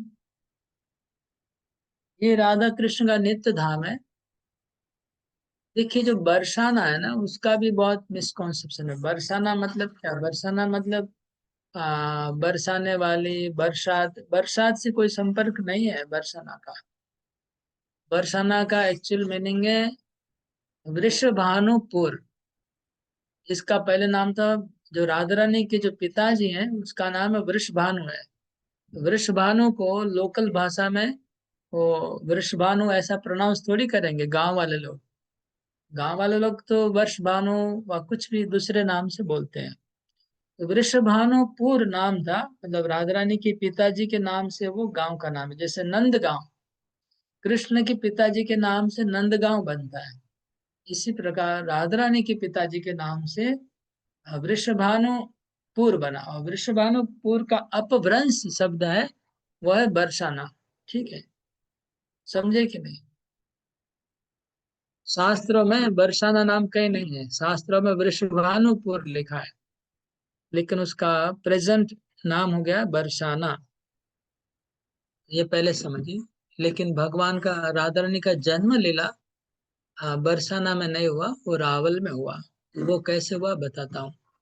रावल में आ, वृषभानु महाराज और उनकी पत्नी कलावती व कीर्तिदा, दो नाम है, वो रहते थे, पति पत्नी दंपत्ति। और उनको बहुत, उनकी उम्र हो गई ज्यादा, लेकिन कोई संतान नहीं हुआ। तो वो लोग बहुत परेशान थे कि हमारे कोई संतान नहीं है, संतान नहीं है। उन्होंने एक ऋषि को अप्रोच किया। तो ऋषि का नाम हमको भी याद नहीं आ रहा, शायद सांडिल्य ऋषि, जहां तक मेरी मेमोरी याद आ रहा है। बहुत कुछ रिपीट बार बार नहीं बोलने से चीज हम भूल जाते हैं, हम लोग का मेमोरी ऐसा है। लोग को बोलते रहना चाहिए, भगवान की कथा भी बोलते रहना चाहिए, नहीं तो भूल जाएंगे सब। शायद सांडिल्य ऋषि थे, उनके पास गए वृषभानु और कीर्तिदा कि हमारा कोई संतान नहीं है, तो आप कृपा करके कुछ आशीर्वाद दीजिए ताकि संतान हो। उसका नाम याद आने से बता दूंगा, बोलते बोलते अगर याद आ जाएगा तो अच्छा है। लेकिन तो उन्होंने कहा, वो ऋषि ने, कि आप ऐसा करिए, एकादशी का व्रत करिए। 24 एकादशी करिए, 24 एकादशी, 24 एकादशी, और हरे कृष्ण महामंत्र का जाप करने को दिया। सांडिल्य ऋषि ने वृषभानु महाराज को और उनकी पत्नी को हरे कृष्ण महामंत्र का दीक्षा दिया, जप करने को, और 24 एकादशी करने को आदेश दिया। दोनों पति पत्नी ने 24 एकादशी का बहुत अच्छे से पालन किया और हरे कृष्ण महामंत्र का डेली जप किया। 1 साल, 1 वर्ष तक जप किया। 1 वर्ष जब पूरा हुआ तो वृषभानु राजा, उनके गांव, रावल की गांव यमुना बहती थी, यमुना में प्रतिदिन सुबह स्नान करने जाते थे। डेली उनका ये स्नान करने का नियम था। जब स्नान करने गए तो नदी में कमल का फूल बह के आ रहा था। ऐसा लिखा है कि वो 1000 पंखड़ी वाला था, तो सहस्र पद्म कहते हैं। तो सहस्र पद्म वाला कमल फूल आया। ये केवल इसको ब्रह्म पद्म भी कहते हैं। ब्रह्म सरोवर है हिमालय में, वहां पर केवल ये कमल का फूल खिलता है। अभी भी अगर आप हिमालय में जाएंगे, ऊपर में ब्रह्म कमल अभी भी आपको मिलेगा उधर। आज भी ब्रह्म कमल वहां रहता है। ब्रह्म कमल में उनके हाथ में ब्रह्म कमल आया, जो ऑर्डिनरी कमल नहीं था। कमल तैर के जा रहा था यमुना में, और उनको लगा वो कमल आकर के, 1000 पंखड़ी वाला कमल था। उसके अंदर एक सोने की पुतली सो रही थी। सोने की पुतली उसमें सो रही थी। हाँ, वो पुतली जैसी थी, मतलब उसमें चेतना नहीं था उसमें। तो वृषभानु राजा ने आश्चर्यचकित होकर के वो कमल को उठा लिया और उठा के अपने घर लेके आए। जैसे उन्होंने गोद में लिया, वो पुतली मतलब बच्ची हो गई, वो बेबी हो गई, उसमें चेतना आ गई। चेतना आ गई तो उस पुत्री को लेकर के घर पे आए, और उन्होंने अपनी पत्नी को वो दिया। तो कहा कि देखिए, हम लोग ने व्रत किया है 1 साल और 24 एकादशी किया है।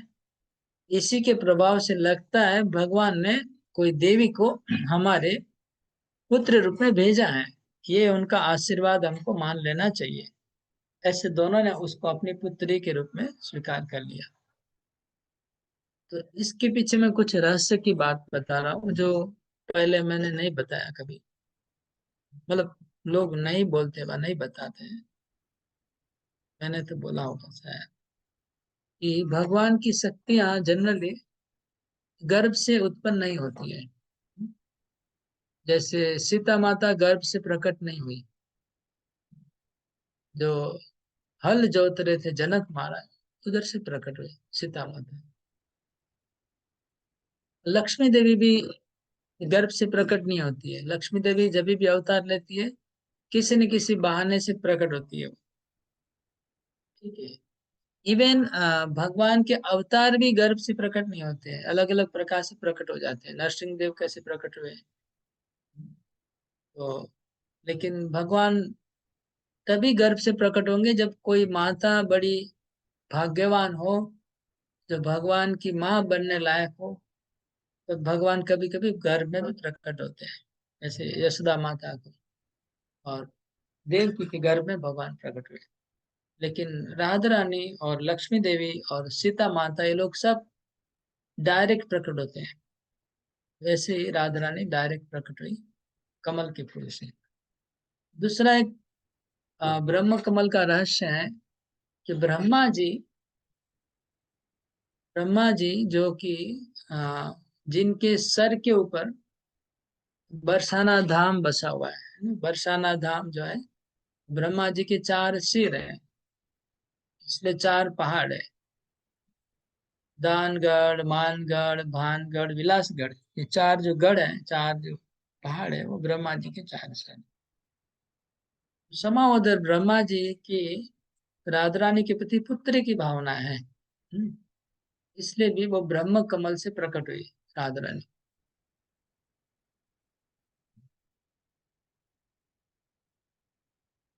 तो ये एक बात है। हाँ, इस तरह से राधा रानी प्रकट हुई, और फिर वृषभानु महाराज और कीर्तिदा उनको पालन करने लगे।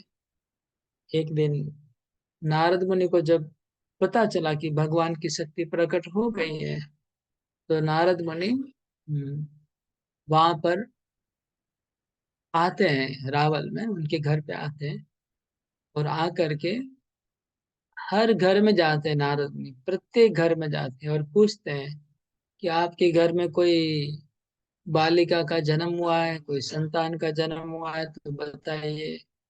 सबके घर में जा जाके पूछ रहे थे। तो वृषभानु महाराज के घर पे भी नारद मुनि आए, और आकर के पूछा कि आपके घर में कोई बालिका का, कोई संतान का जन्म हुआ है तो वो लोग मना कर दिए। क्यों? क्योंकि राधा रानी आंख बंद करके प्रकट हुई थी। उनको लगा कि ये बेटी अंधी है, अंधी है, ऐसा डर के मारे उन्होंने नारद मुनि ने जब बहुत रिक्वेस्ट किया तो बोले हैं, एक बेटी तो हमारे इधर प्रकट हुई है, लेकिन वो अंधी है, हम आपको कैसे दर्शन कराएं। तो नारद मुनि ने बोला, नहीं, जो भी हो आप उनको कृपया लेके आइए मेरे सामने। तो राधा रानी को उन्होंने नारद मुनि के हाथ में जैसे दिया, नारद मुनि का पूरा शरीर कांपने लगा। उनके शरीर, उनके आंखों में आंसू की धारा बहने लगी, शरीर में कंपन हुआ, वाणी गदगद होने लगी। और नारद मुनि ने उनको प्रार्थना की कि हे देवी कृष्णमयी पर देवता, आप कृपा करके मेरे को अपना किशोर रूप का, युगल रूप का दर्शन करवाइए। तुरंत राधा रानी ने अपना युगल रूप युगल रूप दर्शन करवाया, किशोर रूप, नारद मुनि को। और फिर नारद मुनि ने वापस, राधा रानी पहले जैसी हो गई, छोटी बालिका, आंख बंद है। और नारद मुनि ने इनको कहा, दोनों को, कि आप इनको बहुत अच्छे से सेवा करिए। इनकी सेवा करना ये आपकी भगवान की आराधना है, भगवान की पूजा है। अलग और कोई आपको ध्यान नहीं करना है, कोई तप नहीं करना है, कोई जप नहीं करना है, केवल इनकी सेवा करिए। और इनकी आंखें बंद है, इसके लिए आप चिंता मत करिए। जब इनके होने वाले पति व इनके जो परम प्रभु है, वो जब आपके घर आएंगे, उनका स्पर्श होगा, तब इनकी आंखें खुल जाएगी। तो इस तरह से फिर नारद मुनि आशीर्वाद दे के बहुत प्रसन्न होकर के वापस चले गए। फिर एक बार नंद महाराज और यशोदा श्री कृष्ण को ले करके रावल में, मतलब वृषभानु के घर पे, कीर्तिदा के घर पे गेस्ट अतिथि बन के आए थे। वो लोग मित्र थे, नंद महाराज और वृषभानु राजा मित्र हैं। वो लोग हमेशा मिलते जुलते रहते हैं। तो उनके घर आए थे, कृष्ण को भी बच्चा था, गोद में लेके आए थे, और राधा रानी भी उस समय पालने में खेल रही थी। तो जब ये लोग आपस में बातों में मग्न थे, नंद महाराज और यशोदा और कीर्तिदा और वृषभानु, और कृष्ण खेलते खेलते उनके घर के अंदर चले गए। और अंदर जाके उन्होंने देखा कि पालने में राधा रानी सो रही है बालिका, बच्ची के रूप में। तो श्री कृष्ण ने उस पालने को स्पर्श किया, तो जैसे ही राधा रानी को कृष्ण का स्पर्श हुआ, उनकी आंखें खुल गई, क्योंकि राधा रानी ने ये संकल्प किया था कि पृथ्वी में जाने के बाद सबसे पहला मैं श्री कृष्ण का ही दर्शन करूंगी। श्री कृष्ण के सिवा मैं और किसी का दर्शन नहीं करूंगी, ये उन्होंने पहले ही संकल्प लेके रखा था। इसलिए और फिर जैसे ही वृषभानु महाराज को पता चला कि राधा रानी की आंखें खुल गई है, तो वो लोग ने बहुत बड़ा सेलिब्रेशन किया, आनंद उत्सव मनाया कि वाह, आज पहली बार हमारी बेटी की आंखें खुल गई है और श्री कृष्ण का स्पर्श हुई है, तो बहुत खुशी हो गए। ये था मैं संक्षेप में राधा रानी का जन्म का लीला। उसके बाद में रावल छोड़ के वो लोग वृंदावन आए। वृंदावन के बाद में फिर वृषभानुपुर परमानेंटली रह गए। इसमें कोई प्रश्न है किसी का? जन्म लीला के ऊपर कुछ जानना चाहते हैं तो बोल सकते हैं, हाथ उठाइए, नहीं तो फिर भागवत की आगे कुछ लीला को बताऊंगा जिसमें प्रभु राधा जी रानी की लीला आती है। प्रभु जी राधा रानी कितनी बड़ी है कृष्णा जी से? ओके। श्री कृष्ण का जो उम्र है 16 वर्ष का है और राधा रानी की उम्र 14 वर्ष की है। राधा रानी की जो उम्र है वो 14 वर्ष और कितने कुछ महीने हैं, 14 वर्ष और 3-4 महीना बड़ी है। और श्री कृष्ण 16 वर्ष के हैं। तो हमारे गोस्वामी जो रूप गोस्वामी है, जीव गोस्वामी है, इनके सिद्धांत के अनुसार राधा रानी श्री कृष्ण के 2 साल छोटी है। ठीक है, क्योंकि बात ऐसा है कि किसी को आप पत्नी आपसे छोटी होनी चाहिए, बड़ी को कोई पत्नी नहीं बना सकते। 10 साल बड़ी औरत को आप पत्नी नहीं बना सकते, लेकिन 10 साल छोटी औरत को पत्नी बना सकते। ये शास्त्र विरुद्ध है। और प्रेमिका भी आपसे छोटी होनी चाहिए, बड़ी को प्रेमिका नहीं, 10 साल बड़ी लेडीज को आप प्रेमिका भी नहीं बना सकते, इसलिए शास्त्र सिद्धांत के विरुद्ध है। और वैसे ये जो मैं उम्र बताया शास्त्रों में लिखा है, मतलब ये कोई आचार्यों का अपना मत नहीं है, शास्त्र का मत है कि राधा रानी 14 साल की है।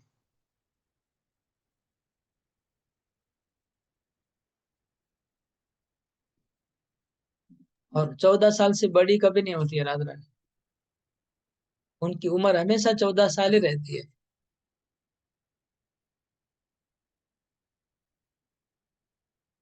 तो इसमें और कोई प्रश्न है, कुछ हरे कृष्ण प्रभु जी, दंडवत डाउट है प्रणाम। तो कुछ?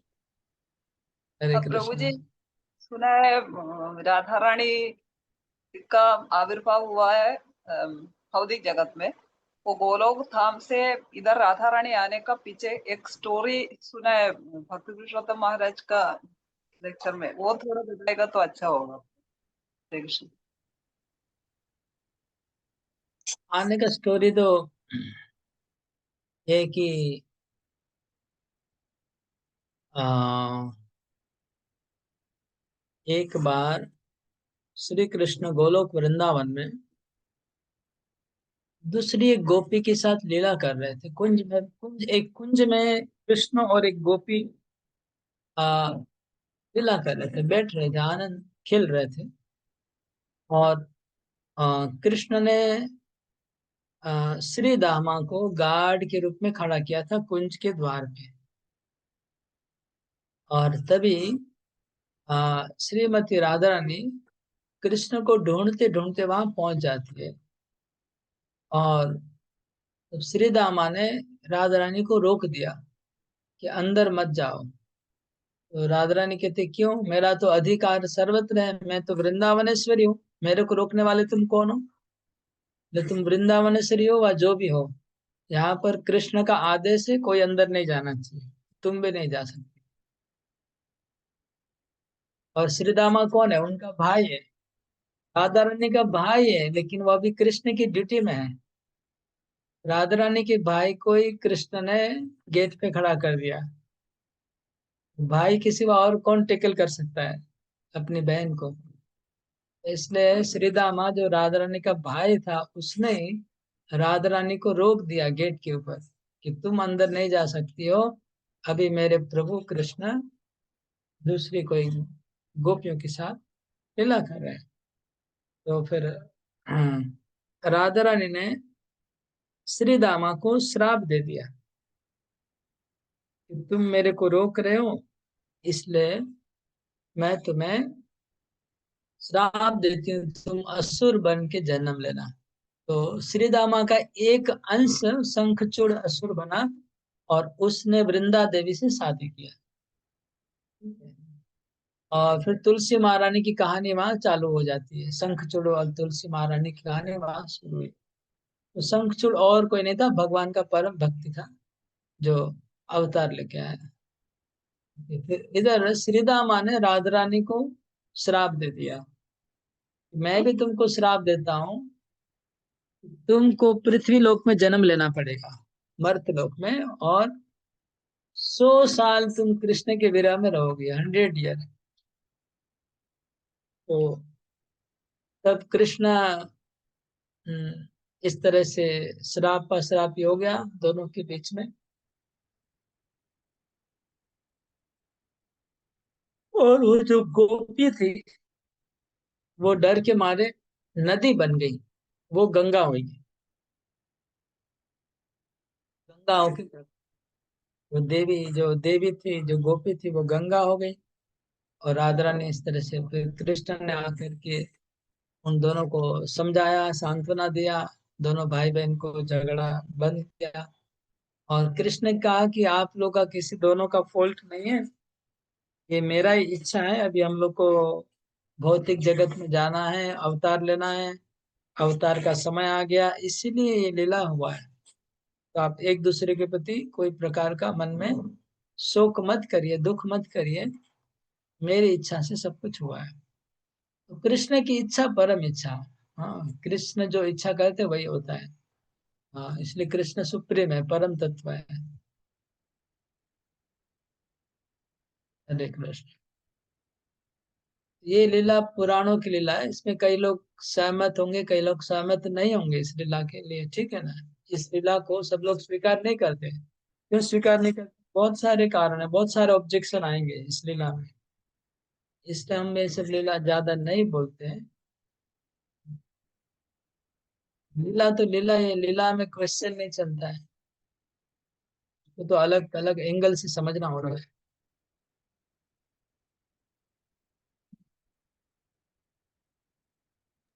हरे कृष्णा प्रभु जी। हरे कृष्णा। प्रभु जी, भगवान श्री कृष्ण जो है भाद्र पक्ष के कृष्ण पक्ष में हुए हैं अष्टमी को, और राधा रानी हुई हैं शुक्ल पक्ष के अष्टमी को, जैसे आज। उस हिसाब से 15 दिन ये छोटी इधर लग रही हैं, लेकिन और बहुत जगह, सब जगह बोलते हैं कि राधा रानी बड़ी हैं। ये कहीं लिखा हुआ है क्या कि बड़ी हैं? हाँ, मैं आपको रेफरेंस दे, बड़ी तो नहीं है, छोटी। मैंने अभी बोला, आप क्या सुना है इतना देर? बोला ना, राधा रानी 14 साल की है और कृष्ण 16 साल के हैं।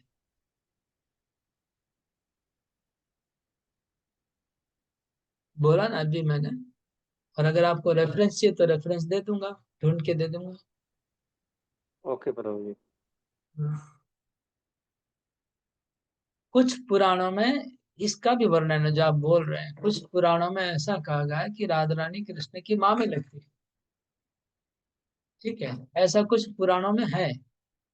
तो एक्चुअली अलग अलग पुराण है, अलग अलग उसमें दिया रहता है। भागवत पुराण वो सुप्रीम है, ठीक है, टॉप मोस्ट है। भागवत पुराण को हम लोग सिद्धांत के रूप में लेते हैं। भागवत पुराण के हिसाब से जो मैंने बताया वो है। और जिस पुराण में राधा रानी को बड़ी बताई गई है, मामी बताई गई, देखिए मामी भी छोटी हो सकती है ना? हो सकती है कि नहीं, बोलिए।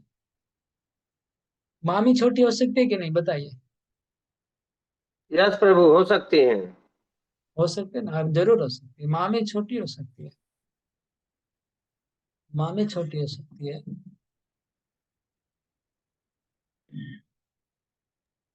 मेरा भाई मामा है ना? और मेरा भांजा मेरे भाई से 1-2 साल का डिफरेंस है, लेकिन वो मामा बना हुआ, क्या बड़ा बात है। तो मामा मामी तो छोटे बड़े हो ही सकते हैं, इसलिए अगर मामी मानते तो भी छोटी हो सकती है, और मामी दूर के संबंध की मामी हो सकती है, इसमें क्या है। हरे कृष्णा प्रभु जी, दंडवत प्रणाम। हरे कृष्ण। प्रभु जी, ये कुछ मतलब पंडित लोग भी बोलते हैं शुक्ल पक्ष और कृष्ण पक्ष के बारे में, प्रभु जी थोड़ा बताइए ना, कि मतलब जैसे कुछ कार्य करने हो शुक्ल पक्ष कृष्ण पक्ष में, ऐसे ये सब ये भी थोड़ा क्लियर करिए ना। देखिए, पुण्य कर्म करना है आपको, अगर कोई आपको पुण्य कर्म करना है तो पंडित को ही पकड़ना होगा। हम लोग पुण्य कर्म के बारे में कुछ जानते नहीं है, अपने पंडित लोग ही जानते हैं कि कौन सी तिथि में पुण्य नहीं, करने से ज्यादा। पंडित जी की बात नहीं प्रभु जी, यहाँ पे वैसे ही क्लियर थोड़ा करिए ना। नहीं, अगर भक्ति करनी है तो उसका मैं उत्तर दे अच्छा, सकता हूँ, लेकिन हाँ पुण्य भक्ति के हिसाब करना है से तो बताइए मेरे ना प्रभु पास जी। नहीं नहीं, भक्ति के भक्ति के हिसाब से हिसाब से बताइए प्रभु। दोनों पक्ष, भक्ति के हिसाब से शुक्ल पक्ष और कृष्ण पक्ष दोनों बराबर है। 365 दिन बराबर है। कीर्तनीय सदा हरि, बोले सर्वदा हरि का कीर्तन करो, ऐसे नहीं बोला कि शुक्ल पक्ष में कीर्तन करो। रात को दिन को नाम नामकारी बहुधा निज सर्वशक्ति सत्रार्पिता नियमित स्मरण न काल, काल का कोई विचार हरि नाम में नहीं है। इसलिए कलयुग के लिए भगवान ने ऐसा धर्म लेके आए कि जिसमें काल का कोई चक्र नहीं है। दूसरे सब कार्यों के लिए काल को देखना पड़ेगा, यज्ञ करने के लिए काल को देखना पड़ेगा, पूजा के लिए काल को देखना पड़ेगा, लेकिन भगवान का नाम करने के लिए काल का विचार नहीं। ये कलयुग के लिए भगवान ने ऐसा किया है। इसलिए हम लोग का जो भक्ति है इसमें कोई काल का विचार नहीं है, कोई देश का विचार नहीं है। देश काल पात्र तीनों के बाहर हो गया हमारा। हरि तो हरि। कोई हाथ उठाया है, सैमसंग, अनम्यूट करके बोलिए, नाम तो लिखा नहीं है, सैमसंग लिखा है, बोलिए क्या बोलना है। बोल भी नहीं रहे, खाली हाथ उठा के रखा है। और कोई सवाल है इसके बारे में। हाँ, तो जहाँ पर राधा रानी को बड़ा बताया गया, कुछ पुराणों में बताया गया, जैसे मैंने कहा, उसको आप ऐसा समझ सकते हैं, एक तो समझ सकते हैं कल्प भेद, और दूसरा राधा कृष्ण का अलग अलग रूप है। एक एक गोलोक वृंदावन में जो राधा कृष्ण का रूप है, वो एक रूप है जिसको हम लोग आराधना करते हैं, और एक राधा कृष्ण का ऐश्वर्य गोलोक कहा जाता है। कुछ आचार्यों ने कहा कि ऐश्वर्य गोलोक है, वो ऐश्वर्य गोलोक में राधा रानी को महारानी रूप में देखा जाता है और कृष्ण को महाराजा के रूप में देखा जाता है। तो हमेशा ऐश्वर्य, तो हमेशा ऐश्वर्यमय लीला होती रहती है। तो वो एक अलग धाम है जहाँ ऐश्वर्य रहता है हमेशा। हमेशा उनको महार मुकुट पहनी रहेगी राधा रानी, हमेशा उनकी पूजा होती रहेगी, श्री कृष्ण की पूजा होती रहेगी। तो वो फिर वो ऐश्वर्य धाम हो गया, माधुर्य धाम। माधुर्य धाम जो रूप गोस्वामी ने बताया, उसमें तो राधा रानी और कृष्ण बहुत ऑर्डिनरी कपड़ा पहनते हैं, उनको ऐश्वर्य का प्रकाश नहीं है वहां पर। उनका तो कपड़ा भी ऑर्डिनरी है, उनकी बातें भी, उनको ललिता सखी राधा रानी को धूर्त कहती है। हाँ, धूर्त कहती है, मूर्ख कहती है। तो मूर्ख और धूर्त यहाँ राधा रानी को कहा जा रहा है हमारे इस लीला में। कृष्ण को भी धूर्त कहा जाता है, कृष्ण को भी मूर्ख कहा जा रहा है, माखन चोर कहा जा रहा है, कि ये माधुर्य लीला है। लेकिन ऐश्वर्य लीला में ये सब नहीं चलेगा। वहां तो महारानी मतलब पूजा होती रहेगी, हमेशा स्तुति होती रहेगी, दूसरी रफ लैंग्वेज वहां यूज नहीं होगी। तो वहां पर जिस पुराणों में वो ऐश्वर्य गोलोक का वर्णन है, जहाँ पर ऐश्वर्यमय लीला है, वहां पर थोड़ा अंतर मिलेगा, एज में और सब कुछ में अंतर मिलेगा, वहाँ लीला में भी थोड़ा अंतर।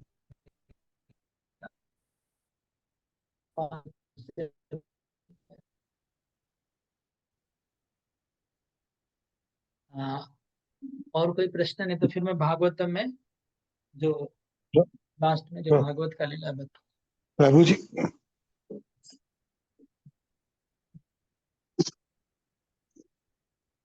हाँ, प्रभु आवाज नहीं आ रहा है, प्रभु जी बोल रहे दंडवत। हैं। हरे कृष्णा। आवाज नहीं आ रहा है, आवाज नहीं आ रहा है, मेरा ही नेट का प्रॉब्लम है।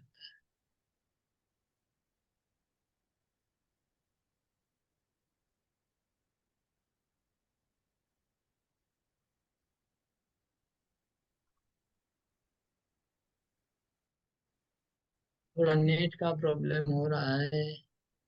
हरे कृष्णा, हरे कृष्णा।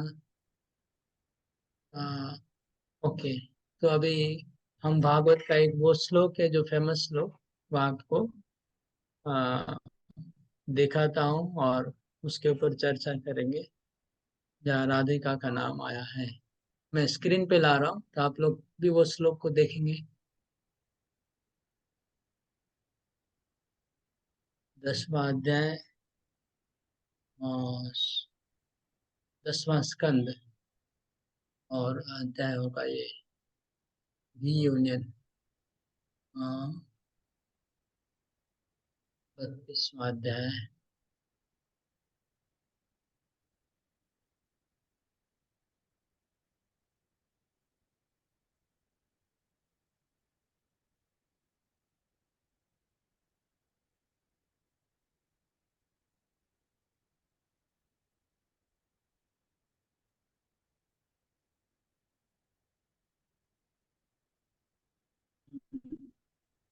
ओके, श्लोक नंबर, यह 10वां स्कंद है और अध्याय 30, अध्याय 30, श्लोक नंबर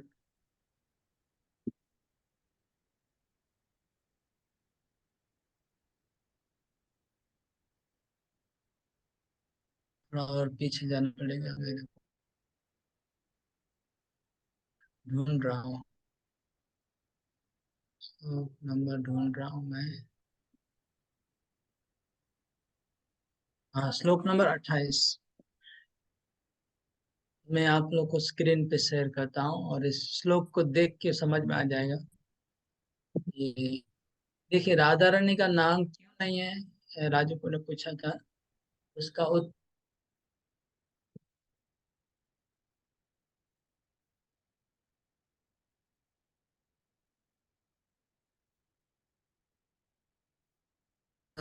मेरा एक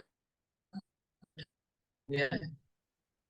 मैं स्क्रीन शेयर कर रहा हूँ, श्लोक को स्क्रीन पे देख पाएंगे, जो भागवत में जहाँ पर श्रीमती राधा रानी का नाम आया है। और राधा रानी का नाम क्यों नहीं आया, जो प्रश्न था आ, इनका, राजू प्रभु का, उसका उत्तर ये है, जो हमारे आचार्यों ने ऐसा कहा कि अगर सुखदेव गोस्वामी दो कारण से राधा रानी का नाम का उच्चारण नहीं किए भागवत में। दो रीजन है क्यों उन्होंने गोपियों का नाम उच्चारण नहीं किया, क्यों उन्होंने राधा रानी का नाम उच्चारण किया। दो कारण है। एक कारण तो यह है कि आ, वहां पर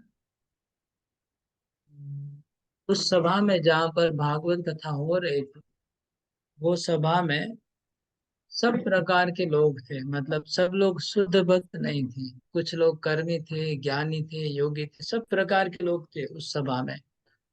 तो गोपियों का जो कृष्ण के प्रति जो प्रेम है, वो तो भागवत में परकिया प्रेम दिखाया गया है। तो परकिया प्रेम की जब चर्चा हो रही थी, और भक्ति में चर्चा हो, भक्ति में सुन के उनको बहुत सबको आनंद आ रहा था। लेकिन उनका नाम बोलने से उसमें से जो कुछ लोग अभक्त थे, वो उनका नाम सुनेंगे गोपियों का, और हम सुन उनके प्रति कुछ किसी प्रकार का अपमान व अपराधजनक भावना उनके अंदर आ जाएगी। इससे डर के मारे सुखदेव गोस्वामी ने उनका नाम उच्चारण नहीं किया। श्री कृष्ण जिनके साथ रासलीला कर रहे हैं, जिनके साथ क्रीड़ा कर रहे हैं, वो गोपियां अपने घर बार समाज को छोड़ के कृष्ण के पास गई हैं, तो वो बात अगर उनका नाम लेंगे सुखदेव गोस्वामी, और उन वो लोग जो सभा में थे, उनका अगर उनके प्रति दुर्भाव आएगा, खराब भाव आएगा, तो एक अपराध की भावना से सुखदेव गोस्वामी ने उन सब का नाम को छुपा दिया। ऐसा भी आता है एक लीला, जहाँ पर गोपियां सुखदेव गोस्वामी के सामने प्रकट होती है। कि गोपी आती है, शायद ललिता सखी ने कोई आती है और बोलती है, तुम हम लोग का नाम मत बोलना, हमारा नाम मत बोलो, हम लोग का नाम छुपा दो। उन्होंने बोला, तो सुखदेव गोस्वामी ने अपना नाम गोपियों का छुपा दिया, नहीं बोला। अभी इस श्लोक में उन्होंने नाम बोला नहीं, लेकिन उनसे नहीं बोल के रहा नहीं गया, नाम नहीं बोल के रहा भी नहीं जाता है। इसलिए इस श्लोक में उनके मुंह से हमारे चक्रवर्ती ठाकुर कहते जबरदस्ती, उनके न चाहने पर भी राधा रानी की भक्ति का इतना प्रभाव है कि न चाहने पर भी उनके मुख से भगवान राधा रानी का नाम प्रकट हो गया। वो है, यहाँ पर हम देख रहे, मैं थोड़ा श्लोक को बड़ा कर रहा हूँ ताकि आप लोग को देखने में आसान है।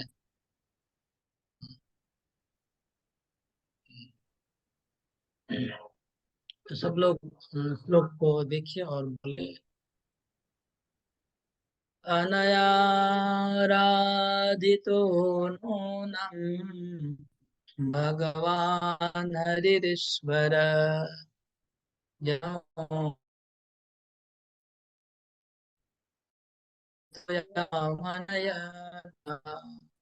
अनया राधितो नूनम् भगवान् हरिरीश्वर यन्नो विहाय गोविन्द प्रीतो यामनया आराधितो नूनम् भगवान् हरिरीश्वर यन्नो विहाय गोविन्द प्रीतो यामनयाद्रः। तो इस श्लोक का मैंने पहले भूमिका बताऊंगा, तब इस श्लोक की महिमा पता चलेगी, नहीं तो महिमा नहीं पता चलेगी।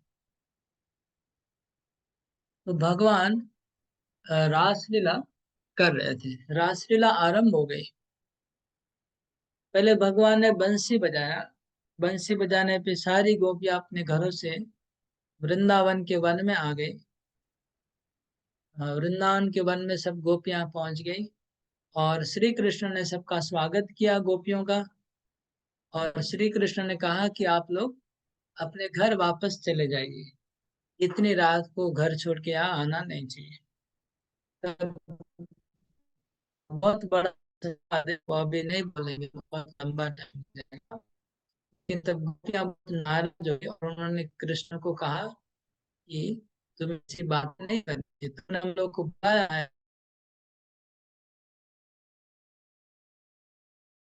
तो हमारा डेट मन पे नहीं जा सकता है वापस। मन और आत्मा और प्राण आपके चरणों में हम समर्पित कर।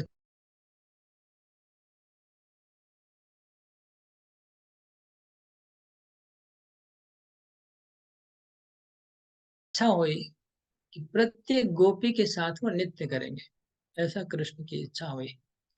तो योग माया देवी ने तुरंत असंख्य कृष्ण के प्रकाश प्रकट हो गए, जितनी गोपियां थी उतने कृष्ण हो गए। प्रत्येक गोपी के साथ कृष्ण रास नृत्य करने लगे। तो बहुत देर तक रास नृत्य चला, लेकिन भगवान के प्रभाव से ऐसा हो रहा था कि किसी गोपी को ये नहीं दिख रहा था कि कृष्ण और है, उनको एक ही कृष्ण दिख रहा था और वो कृष्ण हमारे साथ है, ऐसा उनको अनुभव हो रहा था। उनके मन में एक गर्व आया कि कृष्ण 2 करोड़ गोपियों को रहते हुए भी सबको छोड़ के मेरे साथ नृत्य कर रहे हैं। ये विचार गोपियों को आया और थोड़ा सा गर्व आया। तो भगवान जन अभिमान न सहन गाओ, तो भगवान अपने भक्तों का अभिमान नहीं देते हैं। खंडन करने के लिए भगवान श्री कृष्ण अंतर्धान हो गए, रासलीला से अप्रकट हो गए। रासलीला से जैसे कृष्ण प्रकट हो गए, सारी गोपियां परेशान हो, कृष्ण कहाँ है, कृष्ण कहाँ है, कृष्ण कहाँ है, एकदम पागल जैसी गोपियां हो गई और आपस में एक दूसरे को पूछने लगी। सब लोग बोले कि मैं भी कृष्ण को नहीं देख रही, मैं भी नहीं देख रही, मैं भी नहीं देख रही। बोलते, कोई गोपी कहती कि मेरे को अभिमान आया था इसलिए कृष्ण छोड़ के, तो दूसरी गोपी बोलती नहीं, मेरे को अभिमान आया था इसलिए कृष्ण मुझे छोड़ के। सब गोपियों को पता चला कि हमारा अपमान आया, तो इसलिए कृष्ण हम लोग को छोड़ के गए हैं। तो सारी गोपियां पूरे के 12 वनों में भटकने लगी, रात भर जंगलों में भटक रही थी और ढूंढ रही थी कृष्ण को। कृष्ण कहाँ है, कृष्ण कहाँ है। कभी अशोक वृक्ष को पूछ रही है, तो कभी पुना को पूछ रही है, कभी आम को पूछ रही है, नीम को। सब वृक्षों को गोपियां पूछ रही है कृष्ण कहाँ है। तुलसी देवी को पूछती है, यमुना को पूछती है, पृथ्वी देवी को पूछती है। ऐसे भटकते भटकते जब बहुत गंभीर जंगल में पहुंच जाती है, तो उनको पृथ्वी के ऊपर 2 चरण दिखाई पड़ते हैं। एक चरण चिन्ह तो कृष्ण का था, वो गोपियां अच्छी तरह से पहचान गई, और दूसरा चरण चिन्ह को पहचान नहीं पा रही थी। वो चरण चिन्ह समझ में आ रहा था कि किसी लेडीज का है। इतना स्पष्ट है कि पहला चरण चिन्ह कृष्ण का है और दूसरा जो चरण चिन्ह है वो स्त्री का है, कोई पुरुष का नहीं है। तो ये चरण चिन्ह जैसे ही देखा, तो ये श्लोक उनकी गोपियों के मुखारविंद से निकला। ये वाला श्लोक जो अभी देख रहे हैं, ये जो संसार की टॉप मोस्ट भक्त है, गोपियां हैं, उनके मुखारविंद से श्लोक निकला है राधा रानी की महिमा का। तो उनको अभी तक पता नहीं कि कौन सी गोपी है। कोई एक गोपी स्त्री कृष्ण के साथ है, इसलिए वो लोग नाम नहीं बोल रहे हैं। ओके, तो लेकिन सुखदेव गोस्वामी इनडायरेक्टली गोपियों के मुखारविंद से राधा रानी का नाम को प्रकट कर रहे हैं। तो इस श्लोक का अर्थ है अनया। अनया मतलब इसके द्वारा, इसके द्वारा, इसके मतलब, या अनया मतलब लेडीज। अनया जो शब्द स्त्रीलिंग है, तो इस स्त्री के द्वारा, इस गोपी के द्वारा आराधितो, मतलब इस गोपी के द्वारा आराधितो, आराधना हुई है। नूनम, नूनम मतलब परफेक्टली, सम्यक रूपेण, अच्छी तरह से। तो इस गोपी के द्वारा ही आ, अच्छी तरह आराधना हुई है। कौन, किसकी आराधना हुई है? भगवान की। हरि और ईश्वर, 3 शब्द आया, भगवान, हरि और ईश्वर। तो इस गोपी ने ही भगवान की अच्छी आराधना की है, हरि की आराधना, ईश्वर की आराधना की है। ये गोपी धन्य है, परम धन्य है। क्यों धन्य है? क्योंकि ये गोपी ने भगवान की इतनी आराधना की है कि यन्नो विहाय गोविंद, क्योंकि जो गोविंद है, जो कृष्ण है, वो हम सब 100 करोड़ गोपियों को छोड़ के इस एक गोपी के साथ कृष्ण यहाँ पर विहार कर रहे हैं। हम लोग को छोड़ के एक गोपी के साथ यहाँ रात को यन्नो विहाय गोविंदो प्रीतो याम अनयत रहा, कि गोविंद हम सबको विहाय मतलब छोड़ करके प्रीतो, उनके द्वारा प्रीत हुए हैं, उनके द्वारा प्रसन्न हुए हैं। और या मतलब उस गोपी को, अनयत मतलब लेके आए, रह मतलब एकांत स्थान में। तो 100 करोड़ गोपियों को छोड़ करके श्री कृष्ण एक गोपी को एकांत स्थान में लाए हैं। लगता है कि इस गोपी ने ही भगवान की आराधना ठीक से की है।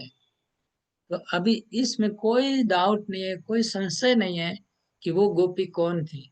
वो गोपी राधा ही थी, इसमें कोई डाउट नहीं है। सब एक मत है, इस मामले में किसी आचार्य का मतभेद नहीं है कि वो गोपी थी राधा, जिनको लेके कृष्ण एकांत में आए थे। और गोपियां कहते कि अनया राधा। तो राधा शब्द का अर्थ क्या है, अभी हम वो सुनेंगे। राधा, तो राधा का अर्थ है जो आराधना करती है। किसकी? कृष्ण की आराधना करती है। वो राधा शब्द का अर्थ है जो कृष्ण की आराधना करती है। हाँ, इसलिए इस श्लोक में लिखा है अनया राधितो, आराधना हुई गोविंद की, भगवान ईश्वर की, जिसके कारण ये प्रभु, ये गोपी को अकेले लेकर के कृष्ण यहाँ पर आए हैं।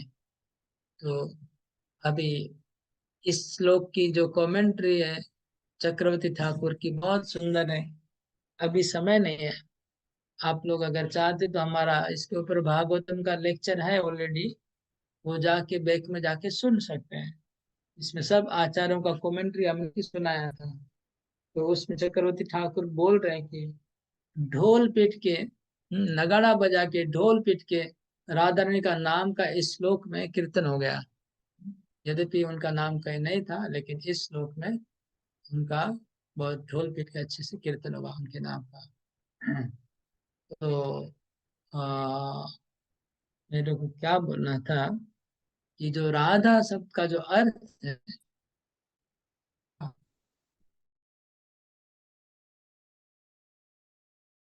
आराधना, अर्थ नहीं है। एक अर्थ है आराधना। किसकी आराधना? तो आराधना मतलब कृष्ण की आराधना। और एक अर्थ है जो भक्ति पुरुषोत्तम महाराज में बोलते हैं कि जब राधा रानी श्री कृष्ण के शरीर से प्रकट हुई बाएं भाग से, तो प्रकट होकर के राधा रानी रास रास लीला की तरफ, रास मंडल की तरफ धावित दौड़ी। धा मतलब दौड़ना। तो रास लीला के प्रति, रास मंडप के प्रति उन्होंने धावन किया, दौड़ी। इसलिए भी एक अर्थ हुआ राधा। ये भक्त पुस्तक महाराज पुराणों से व्याख्या करते हैं, लेकिन उससे अच्छा अर्थ निकलता है राधा मतलब आराधना। तो हम लोग बोलते हैं ना अपराध। अपराध मतलब क्या? आराधना मतलब प्लीज करना, और अपराध मतलब अनप्लीज करना, डिस्प्लीज करना। राधा मतलब प्रसन्न करना, अपराध मतलब अप्रसन्न करना, किसी को अपमान करना, मान और अपमान। तो किसी का सम्मान करना ये हो गया आराधना, और किसी का असम्मान करना मतलब अपराध। राध अपराध, अप मतलब ऑपोजिट, राध का ऑपोजिट अपराध हो गया। अप मतलब ऑपोजिट, किसी भी शब्द के आगे अप लगेगा तो ऑपोजिट हो जाता है। अपराध का अर्थ है किसी को अप्रसन्न करना, और राध मतलब प्रसन्न करना। तो अगर हम अभी कंक्लूड करेंगे अगर इस लेक्चर को, तो एक शब्द में आएगा कि राधा क्या है? श्री कृष्ण को आनंद देने वाली शक्ति है, लादिनी। और हम लोग जितने भी जीव हैं, हम लोग जितने भी भक्त हैं, हमारे हृदय में जो भक्ति आई है वो लादिनी शक्ति से ही हमारे अंदर भक्ति आई है। सबके अंदर लादिनी शक्ति ही अपना प्रकाश विस्तार करके असंख्य भक्तों में भक्ति रूप में प्रकट हुई है। तो हमारे सबका, हम लोग सब राधा रानी की कृपा से, राधा रानी के उस पावर से, उनकी शक्ति से हम लोग के अंदर भी छोटा छोटा लादिनी शक्ति का अंश है सबके अंदर। वो राधा शक्ति का अंश है। और उसका मतलब क्या? हमको भी आराधना करनी है कृष्ण की। तो अगर हम लोग कृष्ण की आराधना करेंगे तो राधा नाम सार्थक तभी होगा जब हम सब जीव जो राधा रानी के अंश प्रकाश हैं, लादिनी शक्ति के, हम भी अपने लादिनी शक्ति का काम ही है कृष्ण को आनंद देना। तो हमारे अंदर जो लादिनी शक्ति, भक्ति शक्ति आई है, वो अगर श्री कृष्ण की सेवा में लग जाए, तब हम अपनी स्थिति में हम लोग अवस्थान करेंगे। तब हम लोग अपने स्थिति में आ जाएंगे, अपने असली रूप में आ जाएंगे। हम लोग राधा रानी का असली दास तभी बन सकते हैं जब हम श्री कृष्ण की आराधना में लग जाएंगे। माया की आराधना छोड़ के कृष्ण की आराधना करना, यही राधा रानी का दासत्व है, यही राधा रानी की सेवा है। तो राधा शब्द का अर्थ, कुछ लोग ऐसा भी करते हैं कि कृष्ण जिनकी आराधना करते हैं, लेकिन ये अर्थ खींच के निकाला गया है, सीधा अर्थ नहीं है, ऐसा अर्थ निकलता नहीं है। ऐसा अर्थ आता, नाम में वो अर्थ नहीं है जो वो लोग अर्थ निकाल रहे, वो अर्थ है नहीं उसमें। राधा मतलब आराधना करने वाली। तो राधा अर्थ का ये अर्थ कभी नहीं कैसे हो सकता है कि कृष्ण जिनकी आराधना? तो वो अर्थ निकाला जा रहा है रस के हिसाब से, भाव के हिसाब से, वो ठीक है, लेकिन लिटरली मीनिंग यही है राधा का, कि जो श्री कृष्ण की आराधना कर रही है और सबको करवा रही है। सब जीवों को कृष्ण की सेवा में लगा रही है, सेवा करवा रही है, वो राधा है। तो कृष्ण की सेवा ले रही है, वो राधा का अर्थ नहीं होता है। ओके, हरे कृष्णा कृष्ण कृष्ण हरे हरे, हरे राम राम राम हरे हरे। और कोई प्रश्न हो जरूर पूछ सकते हैं। नहीं तो फिर कोई कीर्तन करके एंड करेंगे राधारानी का।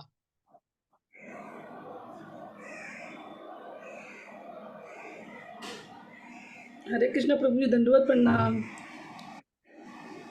हरे कृष्णा। कोई प्रश्न होगा तो पहले पूछिए, दंडवत प्रणाम बाद में। वो दंडवत प्रणाम का सेशन लास्ट में के लिए खोला जाएगा, तब सब लोग कर लें।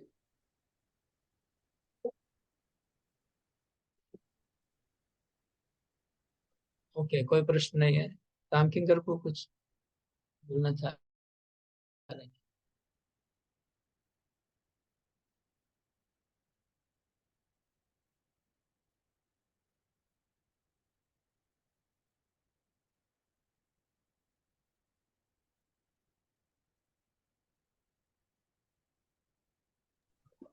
ओके, तो कौन सा भजन चलाना है? राधे जय जय है, जय राधा माधव है, या राधा कुंड तट वाला है? हाँ, जो भजन अच्छा लगे वो इधर चलाऊंगा। इसे गाऊंगा तो इसमें जमेगा नहीं, वन वे हो जाएगा, टू वे नहीं हो पाएगा। आज दोपहर तक उपवास है राधाष्टमी का, 12 बजे के बाद अब राधा रानी का अगर अभिषेक करते तो अभिषेक कर सकते हैं, राधा कृष्ण का दोनों को चाहिए।